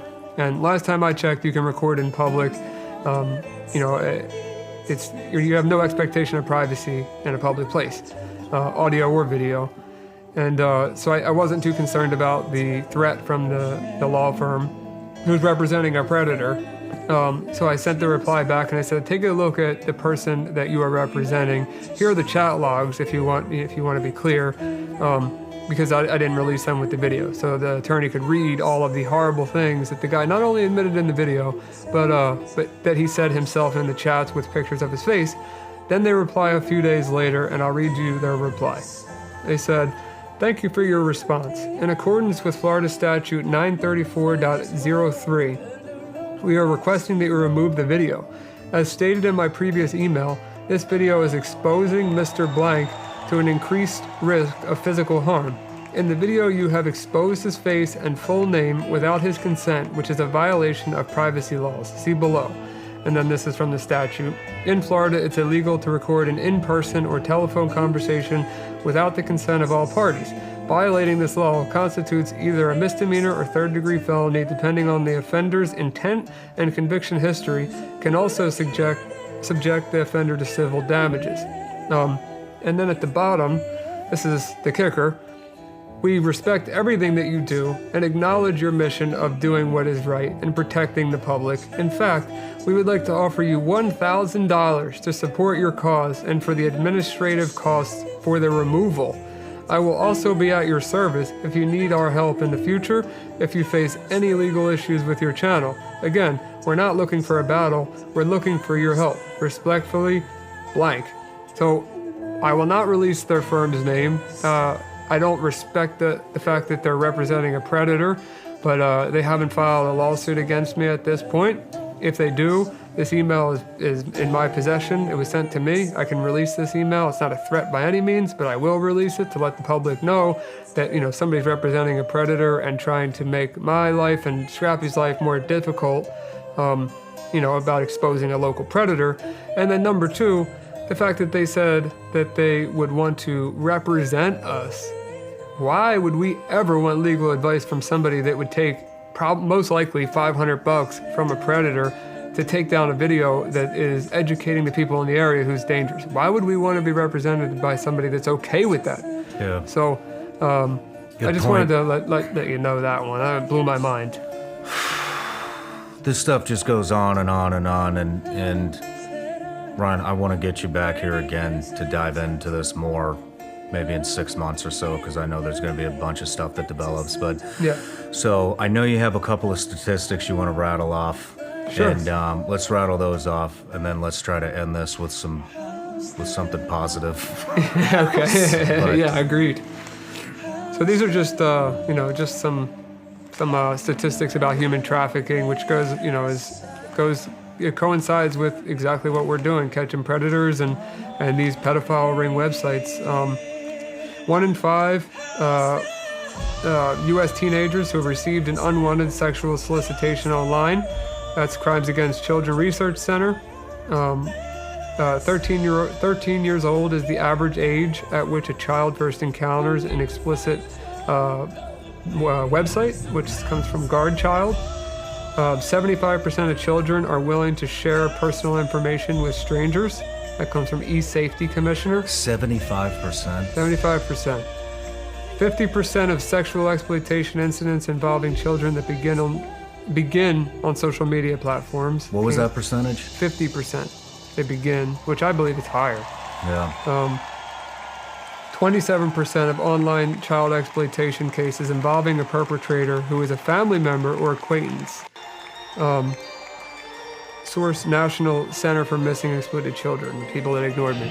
But yeah, 27% of people are cases involving family members and acquaintances, which I think that number's higher too. So they're just statistics, they're not always accurate. But either way, they're still horrible, regardless of which way you look at it. Yeah, you know, it's something to try to wrap your head around and understand the severity and how much this shit happens. But moving on, let's get into some good news. Let's talk about how we solve this thing, right. Which seems, when you look at it and you see you can enter just any chat room and somebody shows up in 5 seconds to... Literally, within 10 seconds we had that message, or it might have been 5. Yeah. We'll find out. And yeah, we'll find out when the video, when we edit, but you know, just to bring some hope to people, you know, we actually videographer came up with a great option, at least to start, and he was saying, you make a database. You know, we pull all of your information, intelligence that you've yanked out of these sites, and hopefully you'll continue to exploit these sites with that information, and make a database, a public database that has all the people that are associated with these sites, names, addresses, pictures, if we can get them, all of it. And then people, schools, businesses, people that are looking to hire, parents, anybody can just go onto this database, type in a name, see if it pops up. Or a face. Or a face. Yeah. Or both. Yep. I think that's a phenomenal idea. Yeah, of course. I mean, like we were saying on the break, you know, it's not like these people are innocent by, like, there's no possible chance of them being innocent. There's chat logs of them talking sexually to what they believe is a minor, and then there's video evidence of them showing up there at the time they say they're going to be there, most of the time on the phone with what they think is a child while they're walking through the store or through a public place to meet who they think is a kid. So the database of, you know, if a cop can't get a charge to stick, or the state attorney doesn't want to go through with the case, well, then the public should know regardless, because then they can make their decision based on the evidence that was gathered by the public. You know, I don't know what the legalities would be either, but if you are an attorney who knows this subject and you want to help, reach out to Zero Day, reach out to Project Veritas, reach out to us. Yeah. All those links will be in the description. But man, I think that would be, you know what else I think? We should shame the attorneys who are representing predators. Yeah, I think it's ridiculous. I mean, there's no money in the world that you could pay me to get rid of this information, to stop the journey that I'm on right now. I don't care what you offered me, it's not happening. It's not worth it. I care too much about kids. I don't even have a kid, and again, off the break, I said I can't, you know, I don't know how I'm gonna act when I have a kid. I'm already crazy, and you know, it's about my friends' kids. You know, like I need to find a balance between being a crazy parent and you know, and letting my kid have their own space, because I'm terrified. Yeah, me too. You know, I don't even, the stuff really gets to me, and when we connected, I told you my goal this year is to dive into this subject and bring a lot of awareness to it. Man, this shit eats me alive, you know, and then you read stuff like what California's doing, and it's, I mean, they're making this, they're trying to normalize it. Yeah. So if you're a pedo, move to California. Right, yeah, move if there. If you're not down with that, move out of California. Like, it's getting to be that simple, you know. They're gonna, look what's going on there, you know. Yep. Everything, the whole, anyways, whatever.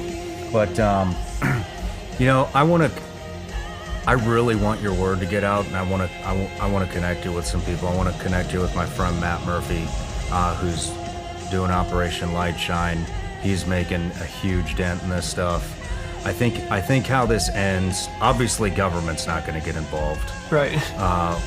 Especially in particular states. I guess Florida's getting involved. Florida might, yeah. But whatever, government moves as slow as a snail. So I think what it's going to be is it's going to be this collaborative effort from citizens, people like you, people like Matt Murphy, going after these guys. There's other organizations out there, and it's this big it's turning into this big collaborative effort, you know, to get rid of these people and expose what they're doing and educate the public on how to keep your kids safe. And just, Ryan, just with what you're doing, I think I may have brought this up at the beginning, but I mean, if you think about the impact that you're having, you know, you're educating kids. Kids are gonna wise up to this stuff. That's gonna drop the numbers. Parents are gonna be listening to this. They're gonna wise up to this. That's gonna drop numbers. Predators are gonna watch this and realize we're coming for them. And we are, heavily. And they're gonna get scared, and some of them are gonna stop. So just by doing this show, this one show, it's gonna stop a handful. It's gonna save at least one kid. I can guarantee you that. One kid is good with me. I want to also, actually I already sent the text, but I want to introduce you to a podcast that's, they do phenomenal work. It's called Concrete. It's run, their host is a guy named Danny Jones. I think he's somewhere in the Tampa area. Okay. I'd love to connect you with him. I haven't even met him in person, but I'm a huge fan of their podcast. That's one that I watch. They dive I've actually deep seen into it. stuff. I've seen it with. I met one of the guys. Oh, good. Yeah, Well, I didn't meet any of the producers of the show. Somebody that was interviewed. Oh. He was a fraud guy, but. Oh. Yeah. Well, I'd like to introduce you to them because I think they will have the courage to help you get the word out. And there's another guy, Julian Dorian, who I'm actually going on his show here pretty soon, and I want to make that connection too because that guy, he does some really, really, really good work, and I'd love to make all three of those connections with Matt, Concrete guys, and Julian Dorian. So I really appreciate that very much, and yeah, the more we can make, the more noise we make, the better. And like I said, the resources that I have, and the abilities that I have, and the abilities my team has, you know, especially with the cybersecurity company and my hacking team combined, the more resources, the more we can do. I mean, it's very simple. If I don't have access to these missions, or I don't have access to some tips or what, I can't do anything. Yeah. So. Yeah. What I want to end this, I want to say, if you have fallen victim to this, or you know somebody that's fallen victim to this, speak up about it. Get in touch with Ryan Montgomery. All your links are going to be in the description. 0 Day, your Instagram, with a 0, not spelled 0. 561PC, that'll be linked. Project Veritas and everything that they're doing, all that stuff's going to be linked in the description. And if you don't want to reach out to them, you can reach out to us, and we'll put you in contact with them because they're the ones doing the real work. And this is how we battle this shit. You've got to speak up. You've got to get to people that can lead you to the right people, and we got to expose these people. You know, the predators. Man, what a heavy subject. Yeah, unbelievable. What do you got coming up? Well, hopefully, this release comes out, and I have some people reaching out, and not entirely sure I want to do them based on some things we just researched, but yeah, more to come. I think that I'll start with your connections. Right on, man. Yeah. Well, Ryan, I just want to say, man, you're just a great human. Helping addiction, helping people that are addicts out, and then it morphed into this. And you obviously have a heart of gold, and it shows, and Thanks. I'm just proud to know. Likewise, man. Likewise. Thank you. I appreciate you. All right, brother. Best of luck, and I'll see you soon. See you soon.